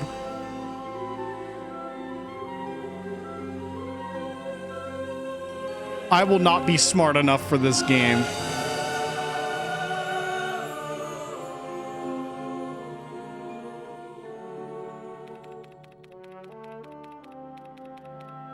Oh, I can't even skip this intro. Oh, wait, no. Oh, Circle did it. Okay.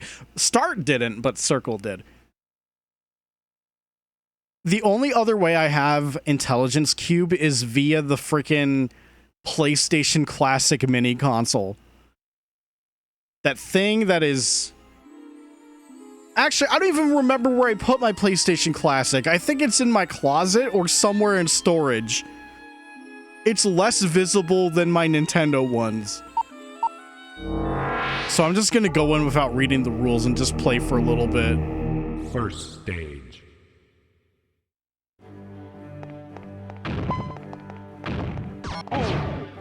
Immediately great.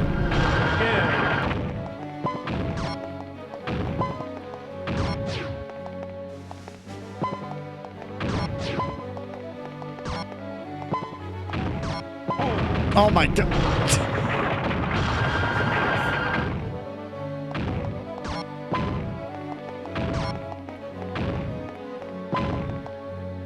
Okay, so it doesn't like...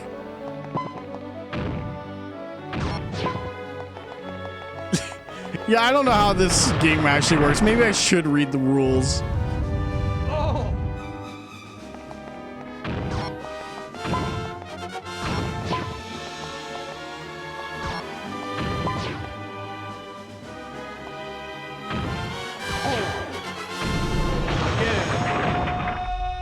Amazing. Well, world's worst intelligent Qube player. You don't know shit. You're not smart enough. I mean, I asked for it. I said, yo, I don't want the rules. I'm just gonna brute force my brain. First stage.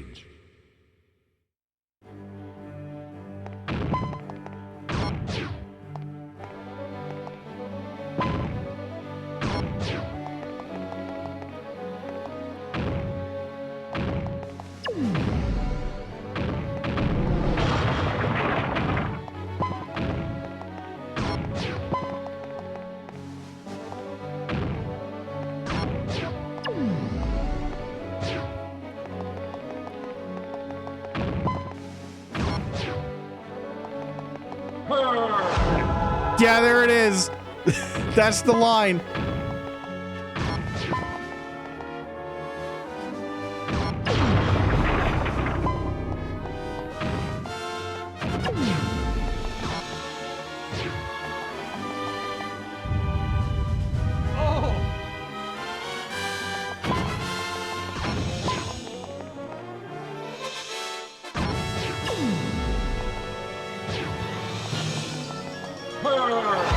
Yeah.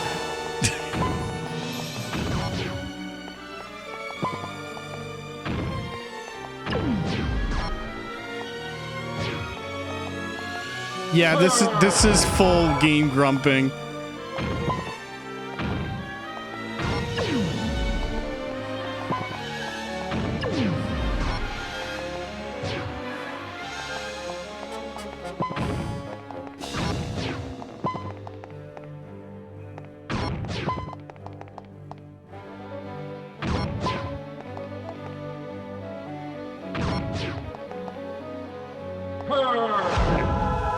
I did it. Perfect.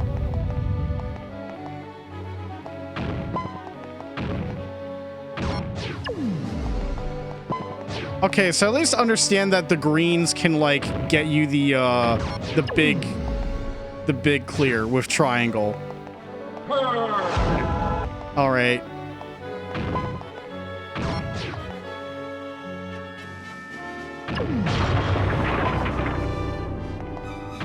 Meanwhile, if it's gray, I gotta do it like one at a time like this.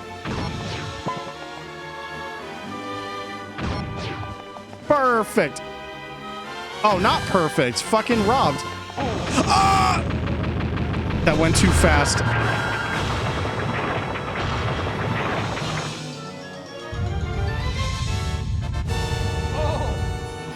Oh no.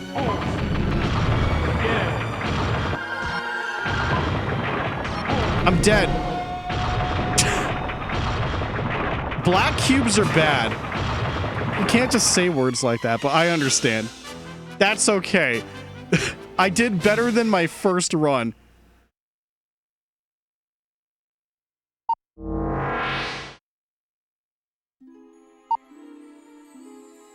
Well, I'm glad I have a copy of this that isn't relegated to a mini console I don't use, so that's cool.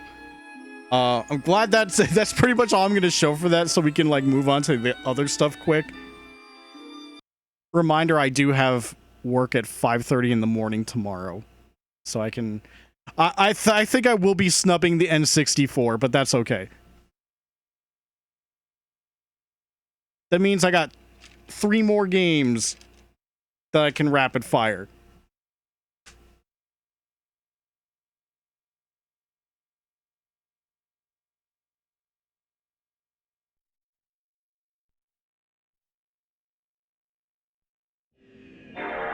Now, I'm trying to remember what I bundled with this game.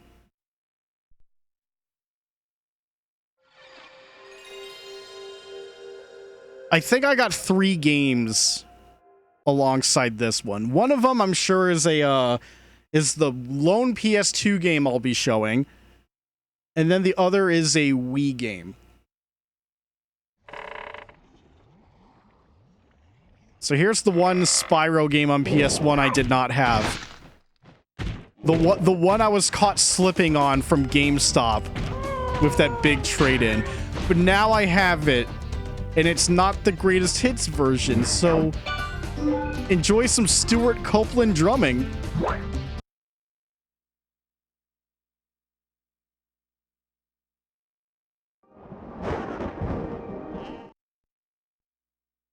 Meanwhile,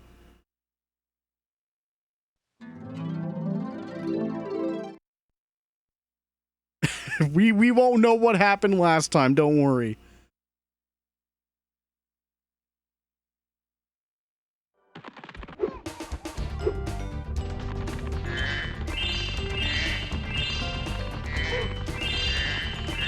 Oh yeah, it's fucking Spyro, baby.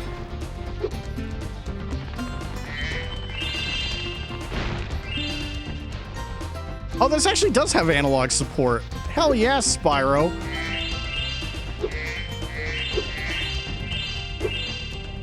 Well, I don't have a feeling Spyro 1 does not.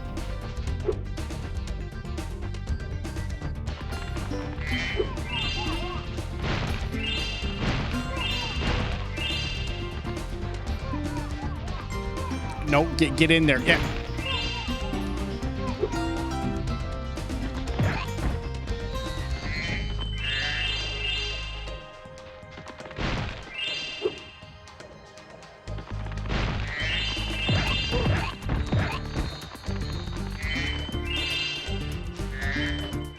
Hi, Spyro. No, Spyro. That zap means that if you get into trouble... Yeah, thank you. I understand we're kind of in a rush here tonight.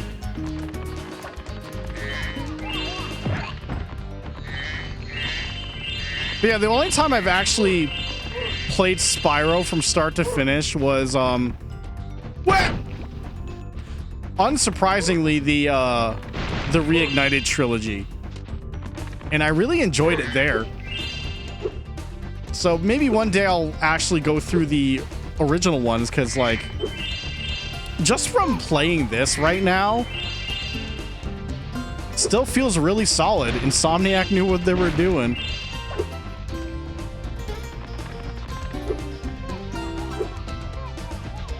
Oh, I can't. Yeah, I guess I can't climb the ladder yet. Ah, you must be the dragon everyone is Shut up, money bags. Thank you, Miss. You fucking stupid bitch. Nobody fucking likes you, money bags. It's a good thing we kill you later. To get a good look around, hold down. Okay, that's a helpful tip, but I'm fine. Oh, I was about to... I completely forgot how to, like, kill the big guys, but it's like, oh, you have fire. I completely forgot. You're a dragon. You can breathe fire.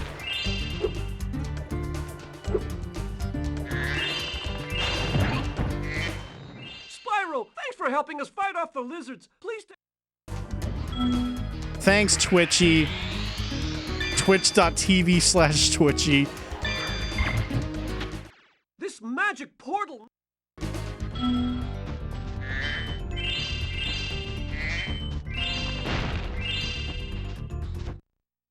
Wow.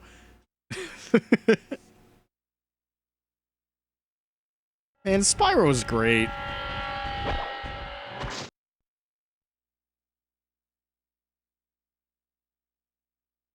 I can almost say I prefer Spyro to Crash just by association of, you know, being more fun than Crash.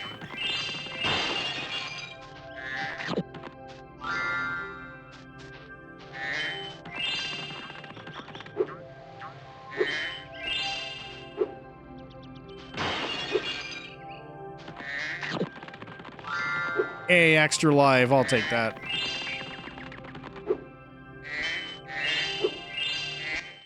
Spyro, All right, I guess I still have to deal with lives in this game. Okay, that may change everything.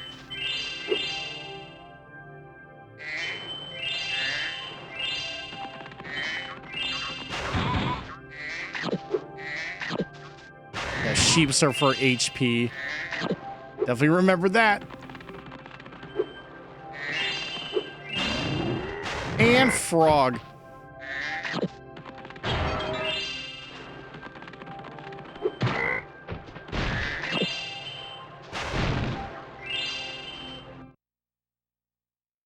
I'll do like maybe a minute or two of this stage and then we got like the other games real quick.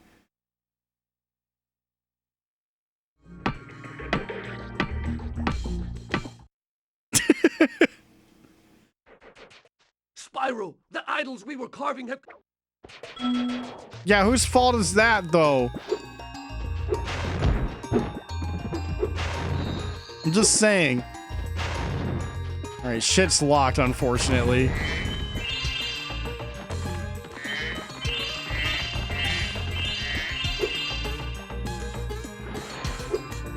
Oh, it's a good thing Spyro can swim.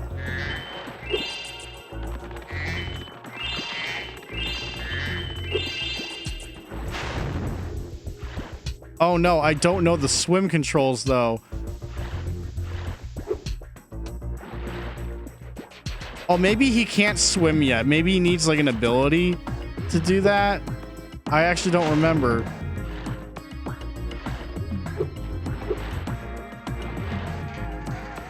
Yeah, no, that's not a thing yet. That's later, I think.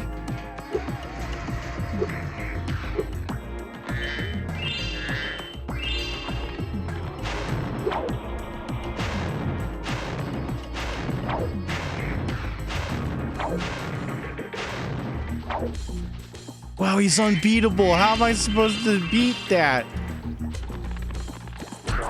Oh, that's it. So much for a shield blocking that stuff. Here you go, sir.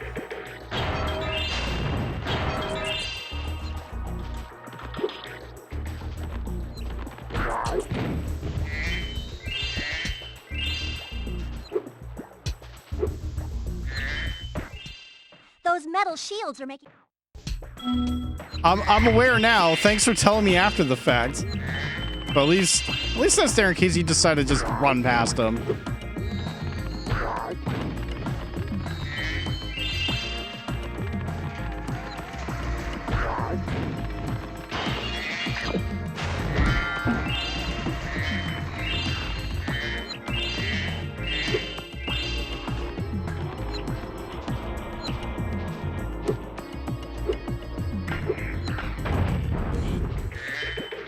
I think I've said it before. I'll say it again.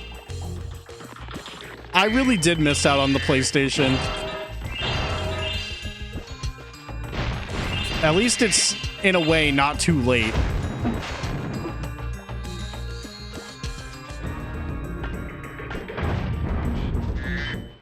To aim the camera left. Also, L1 and R1 also work, because that's what I've been using, instead of just the 2 buttons.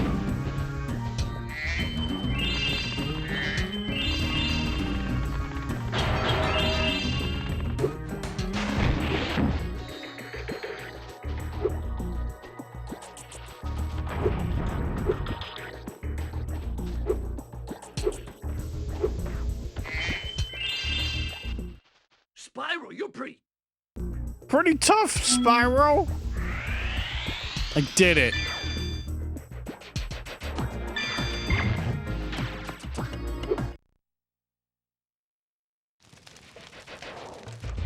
Oh no. They're in danger.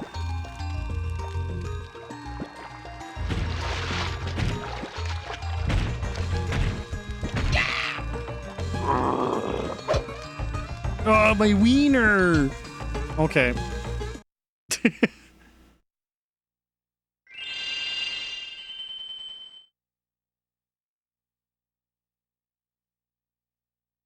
Now, does that actually go back to the world map? Yep, it does. All right. Yo, why is that actually cool? This looks like something you would see in like the screen shifting over that, like, that reminds me of like using a rewind feature. Seeing that just as part of the fucking pause in this game, that's really sick. I didn't know that. That's really cool. Anyways, we got one more PS1 game.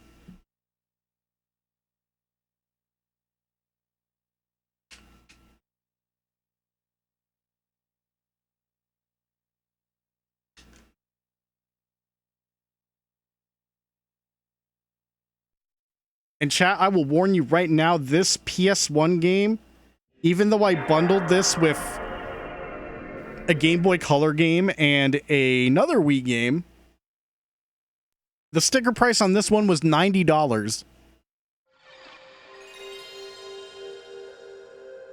So not counting the Saturn, I think this is the most expensive game I bought.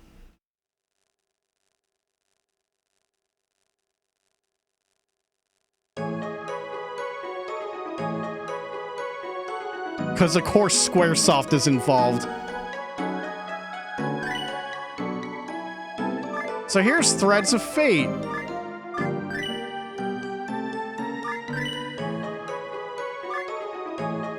Do you want to have the tale of a spunky girl or a mysterious boy?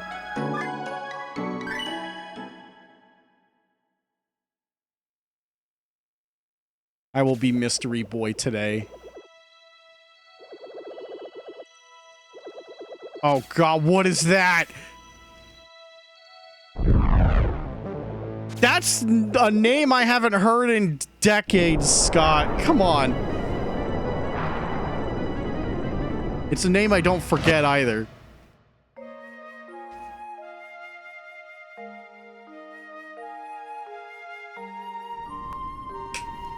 Claire!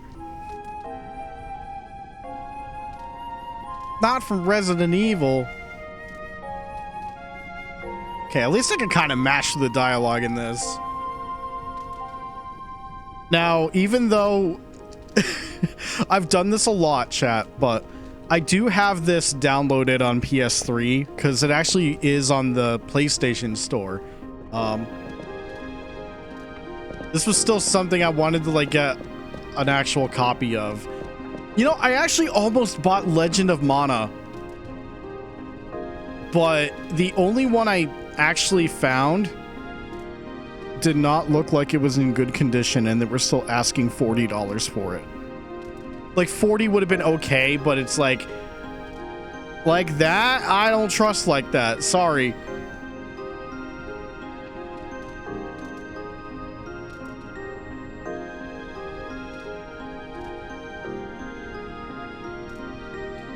Also, in a surprising, like, turn of events, I didn't take a photo or anything, but, like, there were boxed copies of Sword of Mana for the GBA, and they were not that expensive.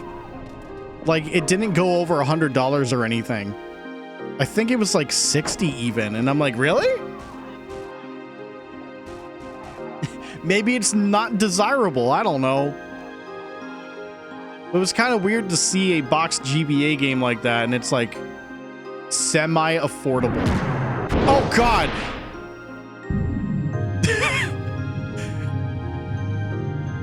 Dude, what is this dude's big hands?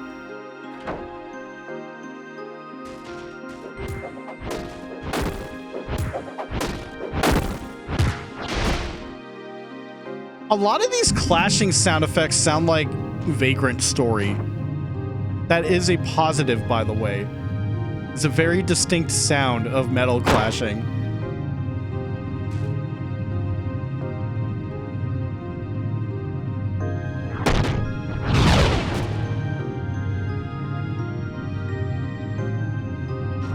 No, not Claire.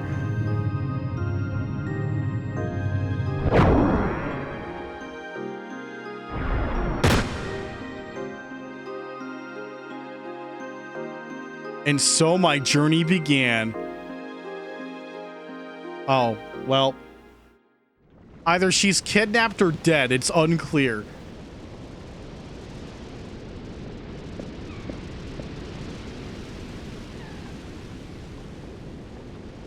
Yeah, probably got pimp smacked. Don't worry, Claire. There's that Spunkies girl you were talking about. Nice fucking model! That's a good face. Yeah, these are good faces. Oh, I love it.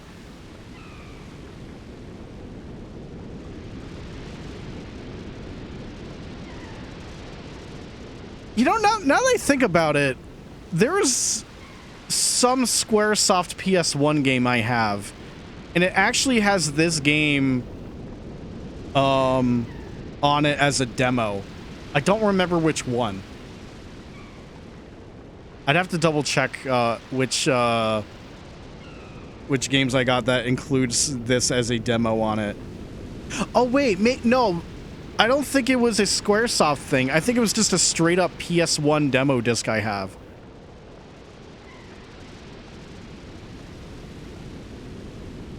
Yeah, I don't know if they're the Biggs and Wedge, to be honest. What the hell? Blood. Smoky blood.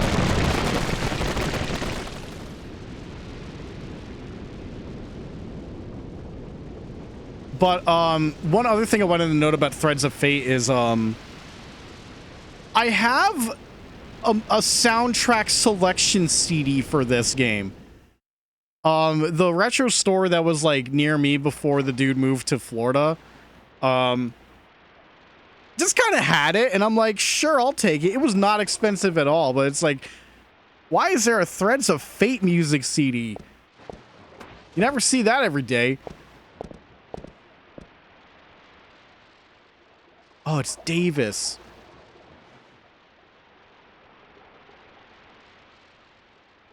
Good old bozos are going to the ruins. Those are some bad dudes.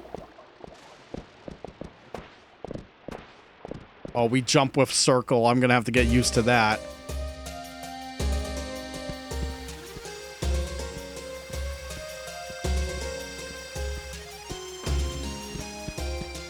Yeah, let's go to the forest. Oh, come on. Double confirm. How rude.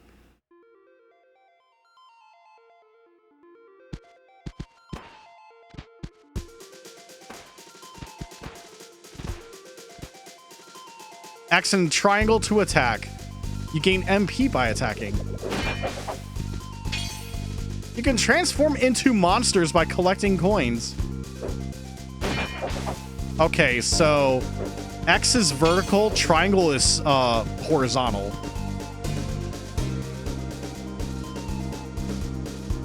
Hold down square and choose polywog with directional button. Okay.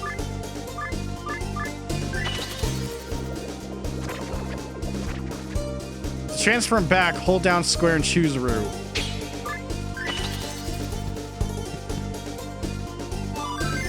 Three bronze coins. Allows you to continue when your HP becomes 0. Silver and gold coin allow you to continue your game. Okay.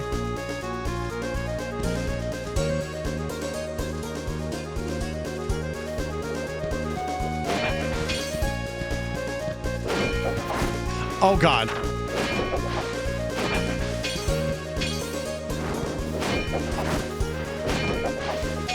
Also, that dude like counters immediately. How am I supposed to get out of that shit?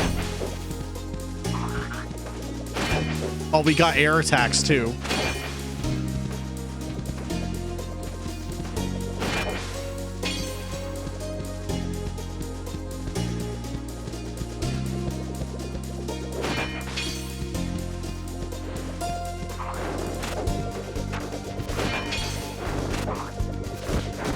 Oh god. Bro's a threat.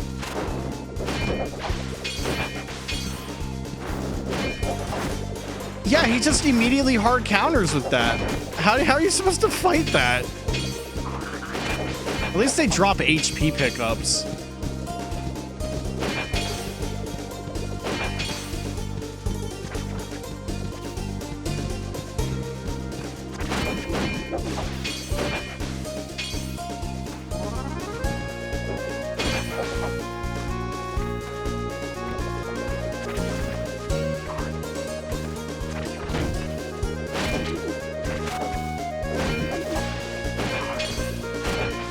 Get out of here, you stupid polywog.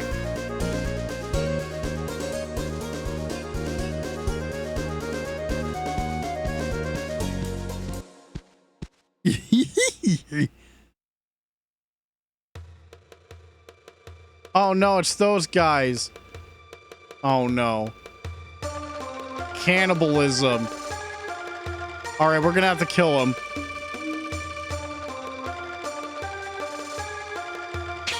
Oh, it's monster time. Saber Tiger! What?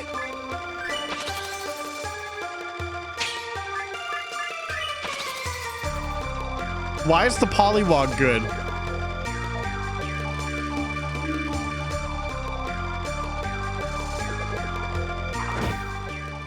Oh, there we go. That's why.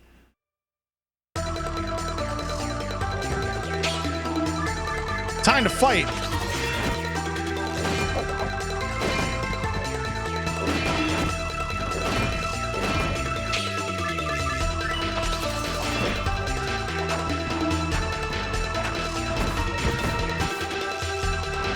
Yeah, that leap attack was pretty good. There, we kicked their fucking ass.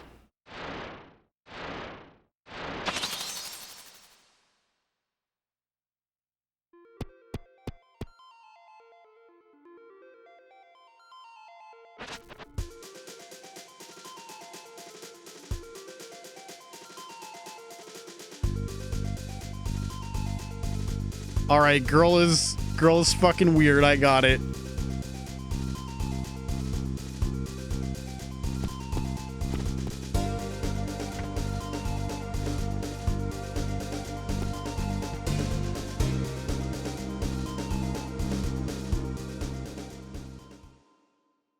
Jeez, that maybe we are the monster the whole time.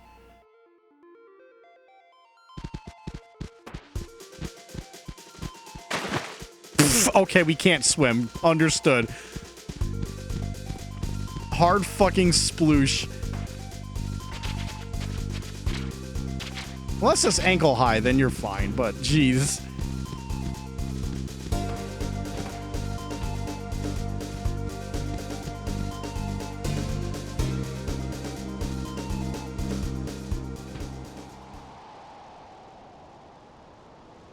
Oh, it's the parents. We did it.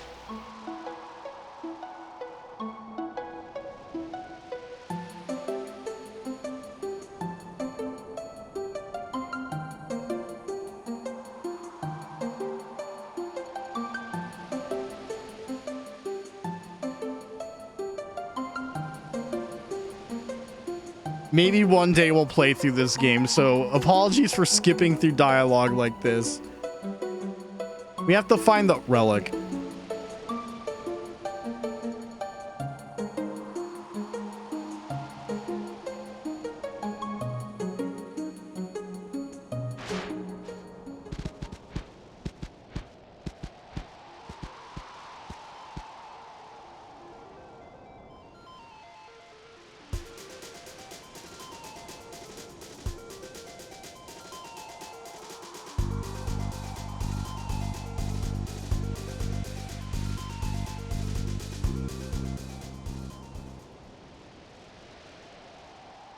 All right, we're jumping down.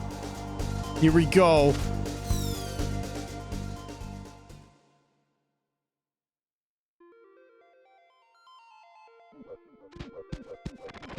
Ow. Good start there.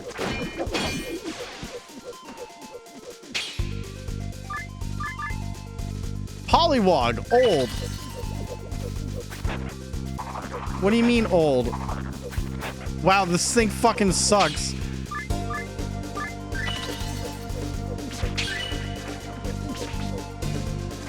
Okay, I can't jump with this one.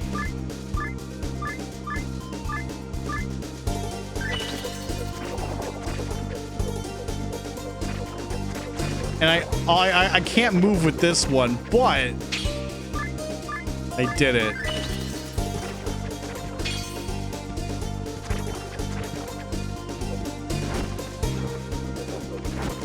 Bro, stop it!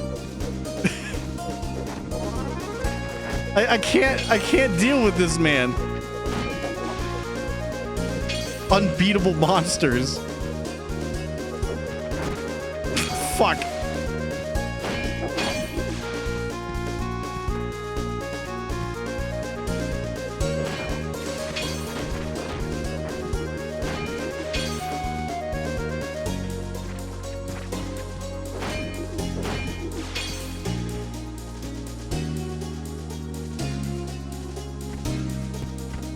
Dragon!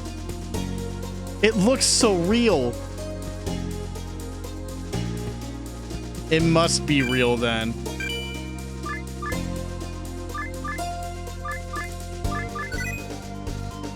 $13 bronze coins, damn. Okay. Well, that confirms Threads of Fate seems to be working just fine.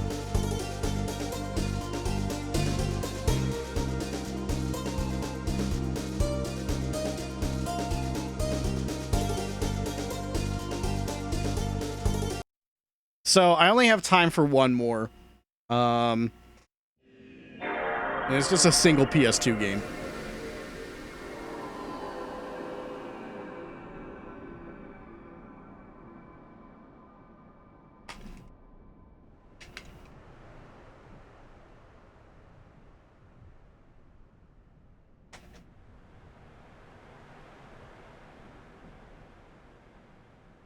So just a heads up, it's not like a big game or anything. It's very affordable. And it is actually a game that I for sure have streamed before in another format.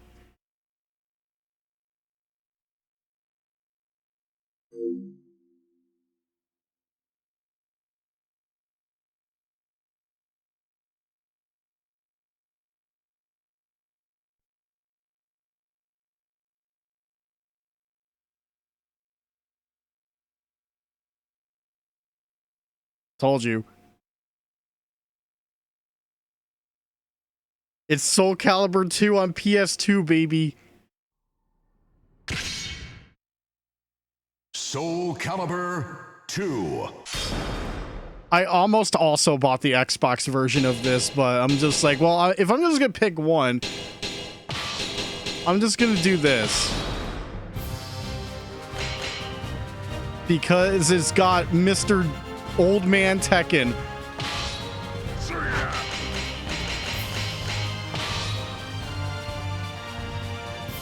No escape. Versus Raphael. I'm glad I hit the correct one. The correct laugh. Where if you just do like player 1 and 2 and it just alternates between that.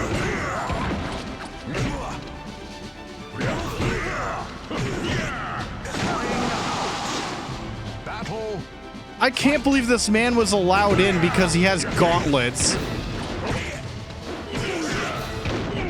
I can't believe it. Who made up these rules? Namco? Oh, wait a minute. It is a Mishima, all right.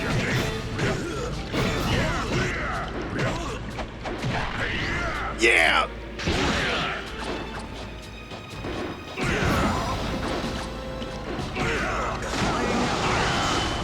Battle.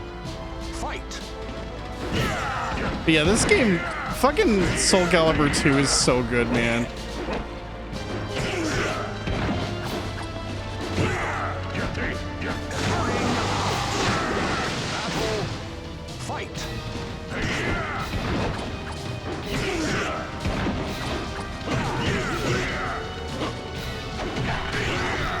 Yeah, give him the noogie. Yeah. Ooh.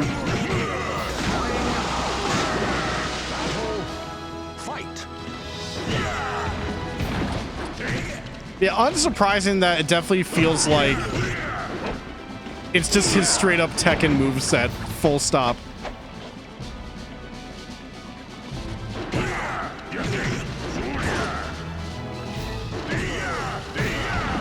Just to the electric fist. Battle. Fight.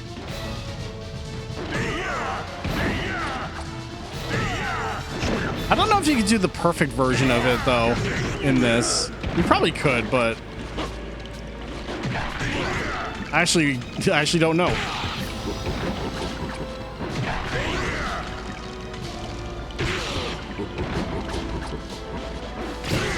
Ooh, that was a big charge. Battle. Fight.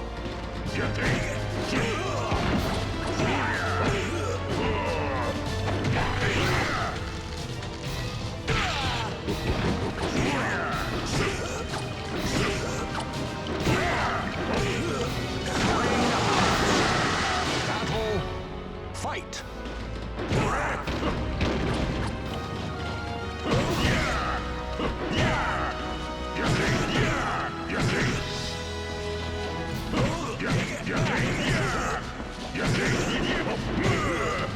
Whoa, what was that? What was that canceling I just did? Yeah,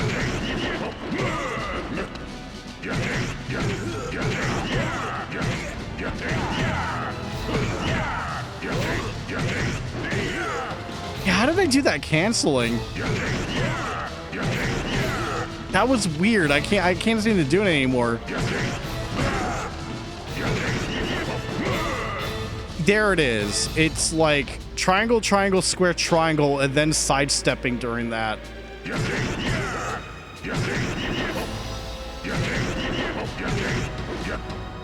Maybe it is an intentional feint.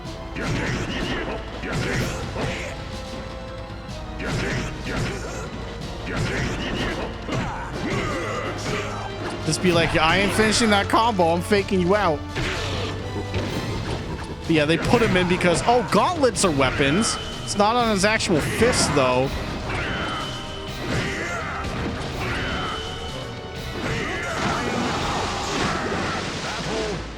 Fight.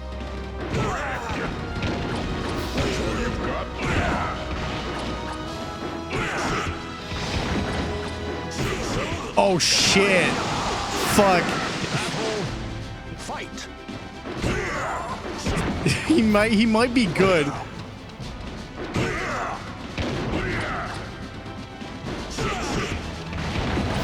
This might be a good character in this game.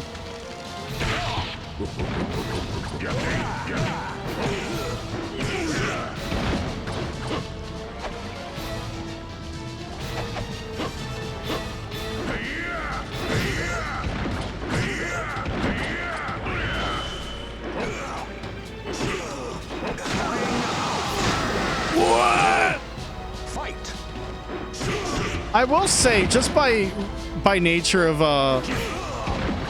Heihachi not being Link. I still think Link has the better fucking throw where you just twist the arm and kick the motherfucker off the stage. Like, that's just fantastic.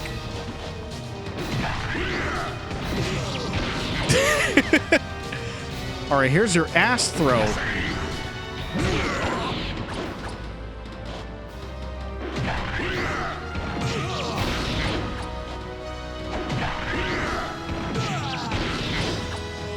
Man, Raphael's asshole's being completely wrecked right now. It feels so bad.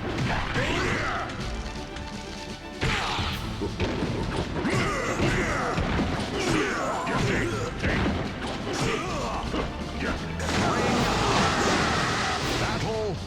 Fight. So there is one thing, I'm not gonna do it tonight or anything, but there is like something notable with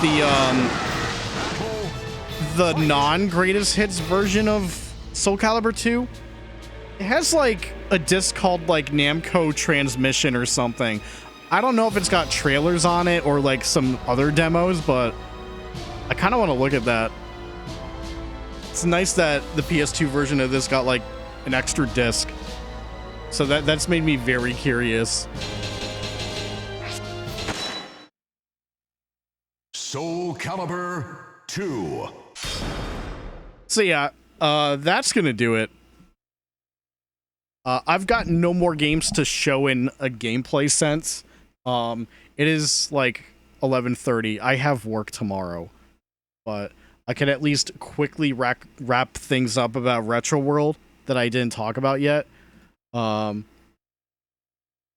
mean, I pretty much showed you a majority of the things because, like, realistically, I didn't do a whole lot there other than hunt for games, and I already talked about like some of the arcade stuff I did play and some of the console stuff I did play, but it wasn't a lot. But if you must know, here's everything.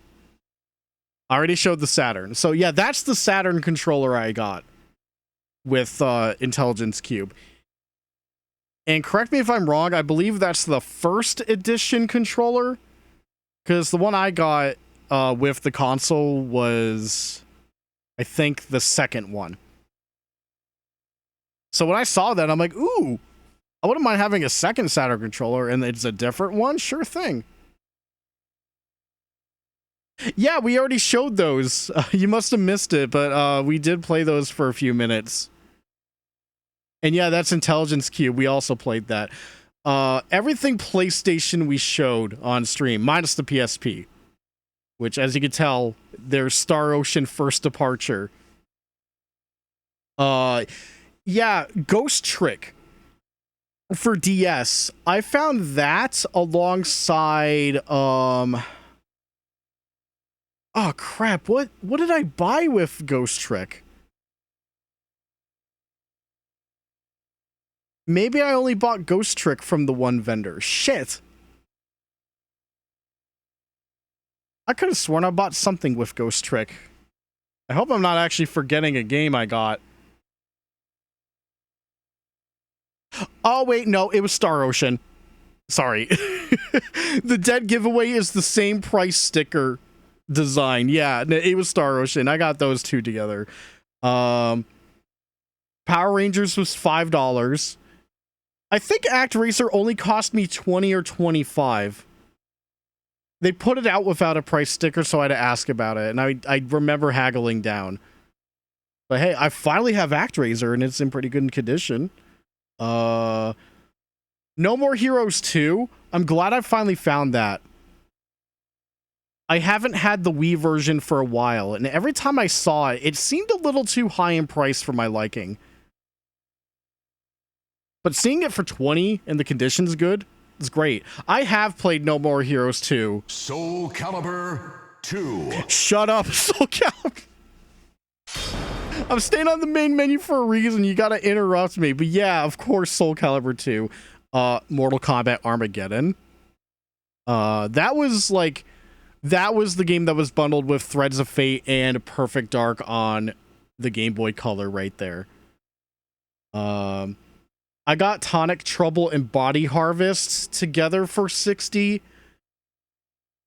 And everything else, like with the Saturn I talked about. Yeah, this is my haul for this year.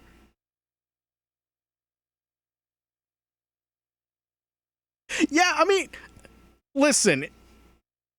There's still Panzer Dragoon 2. And then the impossible to get Saga. At least Panzer Dragoon 2, like, it's expensive, but it's not in the league of Saga. But yeah, this is pretty much what I settled on this year alongside the Saturn. I'd say overall, I'm pretty happy with it. I do need to test the N64 games, Power Rangers, and ActRaiser. And I guess Star Ocean as well. No More Heroes 2 looked pretty clean. Like, really good condition. And honestly, so did Mortal Kombat. So I think Wii-wise, that'll be fine. I'll have to do that some other time on my own. Yeah, that's my haul with the Saturn. But there was a couple other things, too. Nolan North was at RetroWorld, so I had him sign my copy of Uncharted 4. It was really nice being able to talk with him. I managed to catch him before he went, like, I think on a break or something. But yeah, we actually...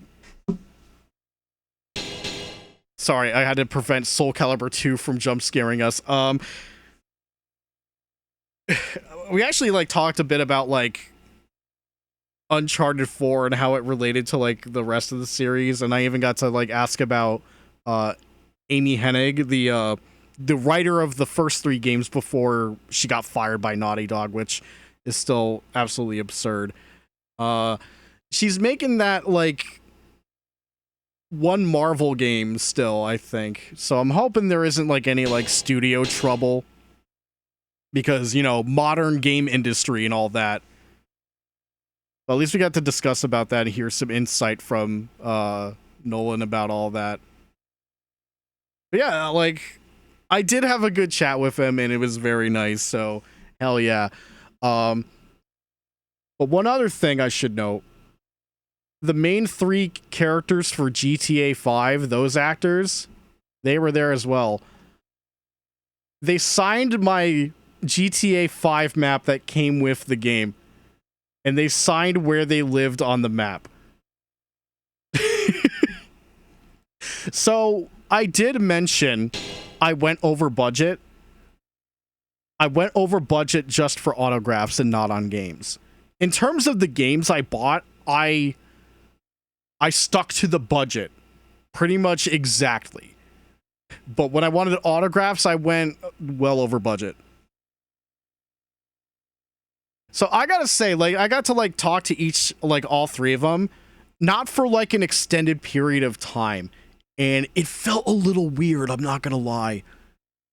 Like, talking with Ned Luke, like, it wasn't bad or anything, but it just felt very weird.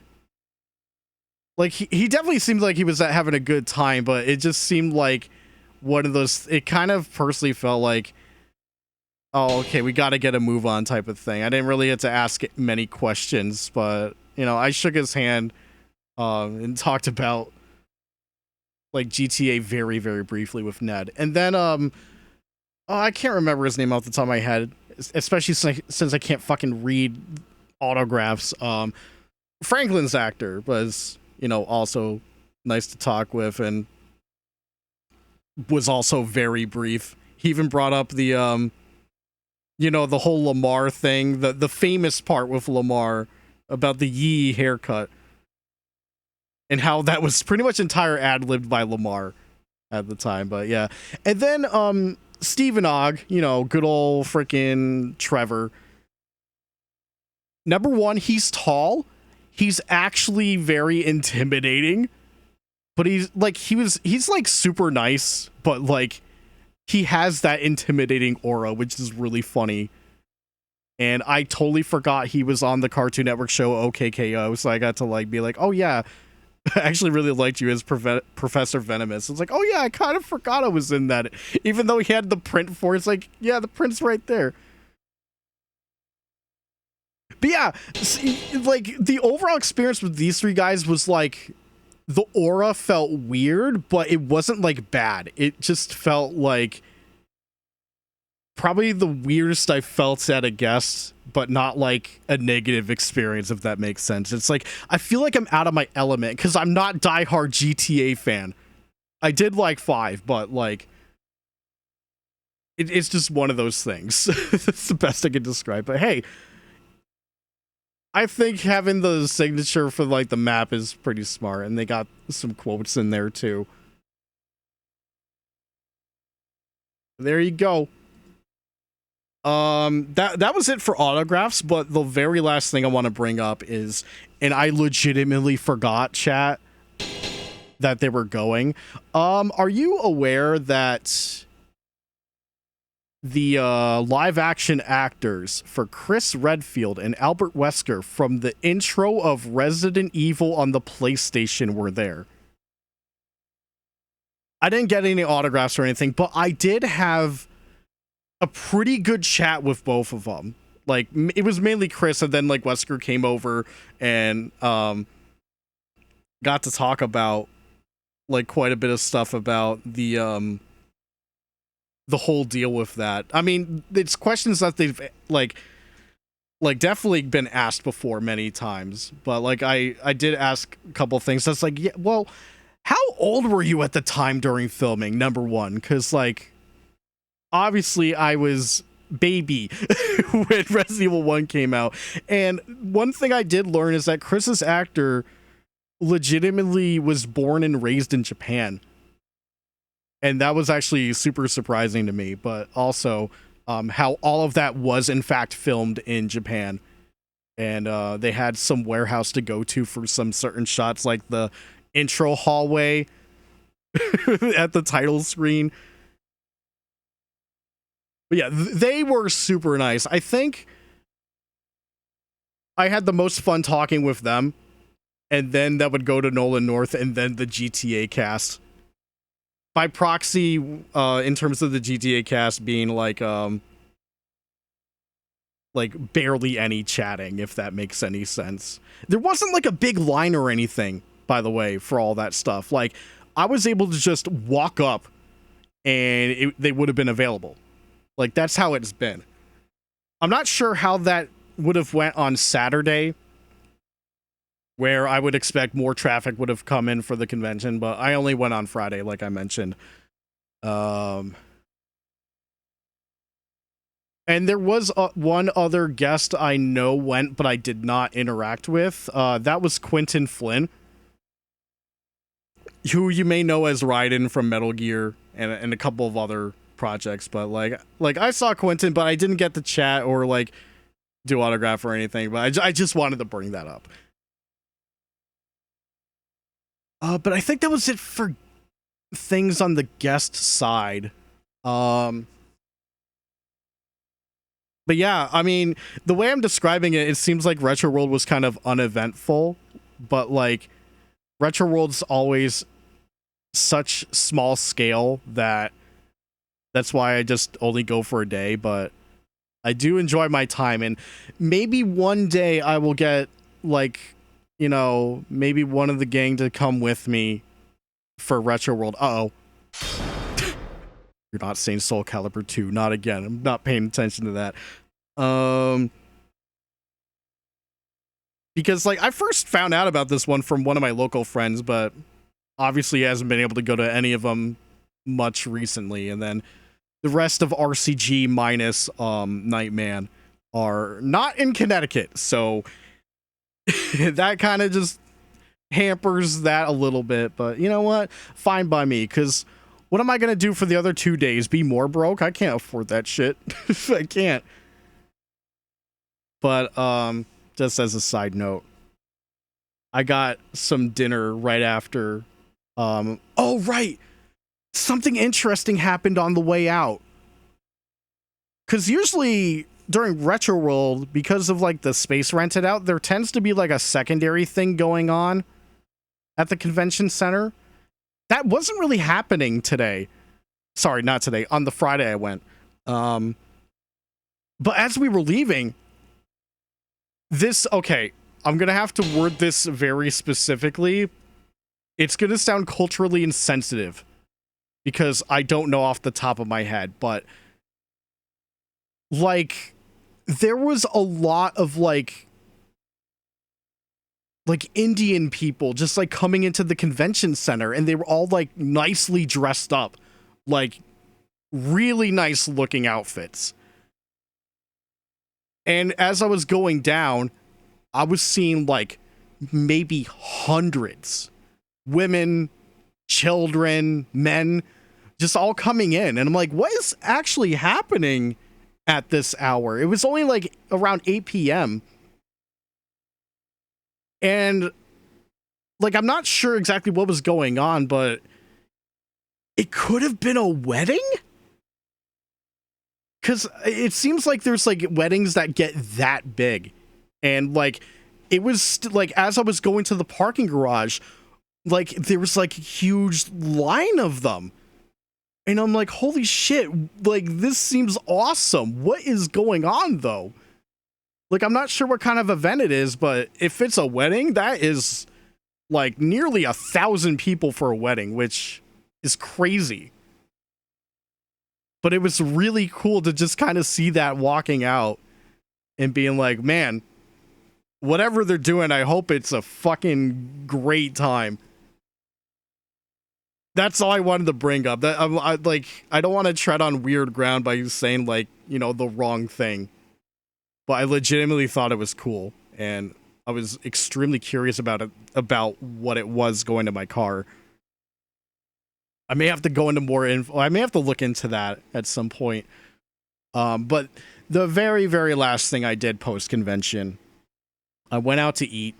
I went to a place called Sushi California, which is obviously not in California, but I had some dinner. I had miso soup. Could have been a big birthday party. See, I actually don't know. I don't know the whole event thing, but they were nicely dressed up for it, for sure. I also had some good sushi. Did I have avocado? Yeah, there was actually avocado in that sushi right there. This was a good sushi roll, by the way.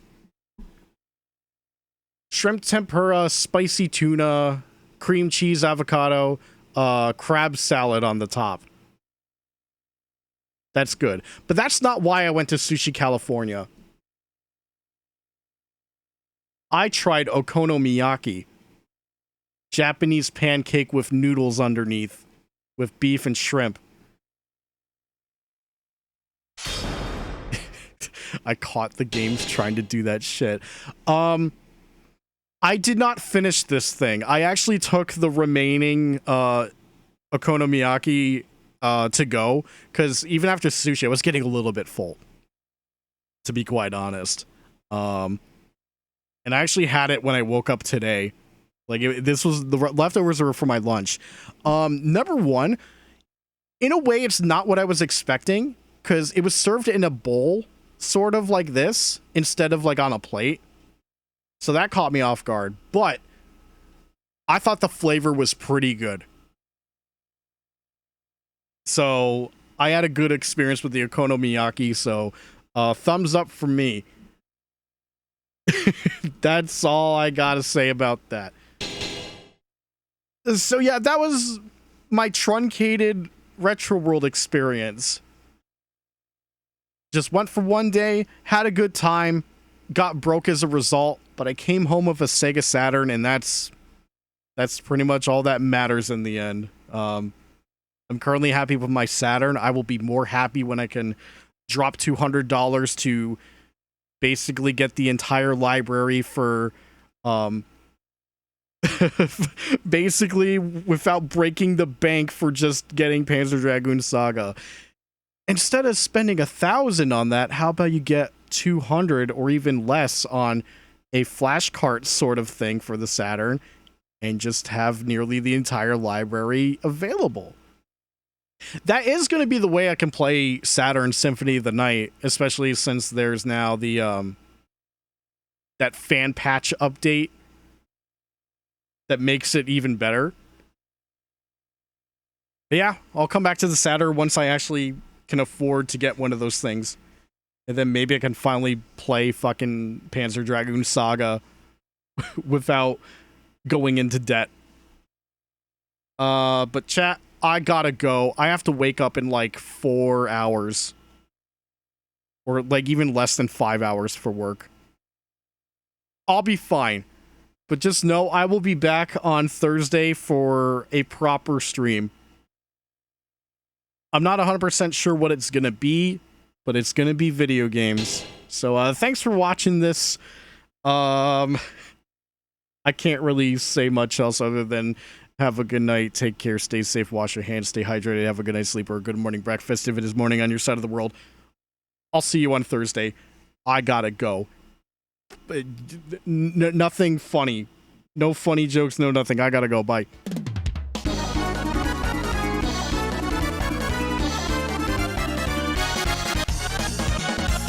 Ha ha ha!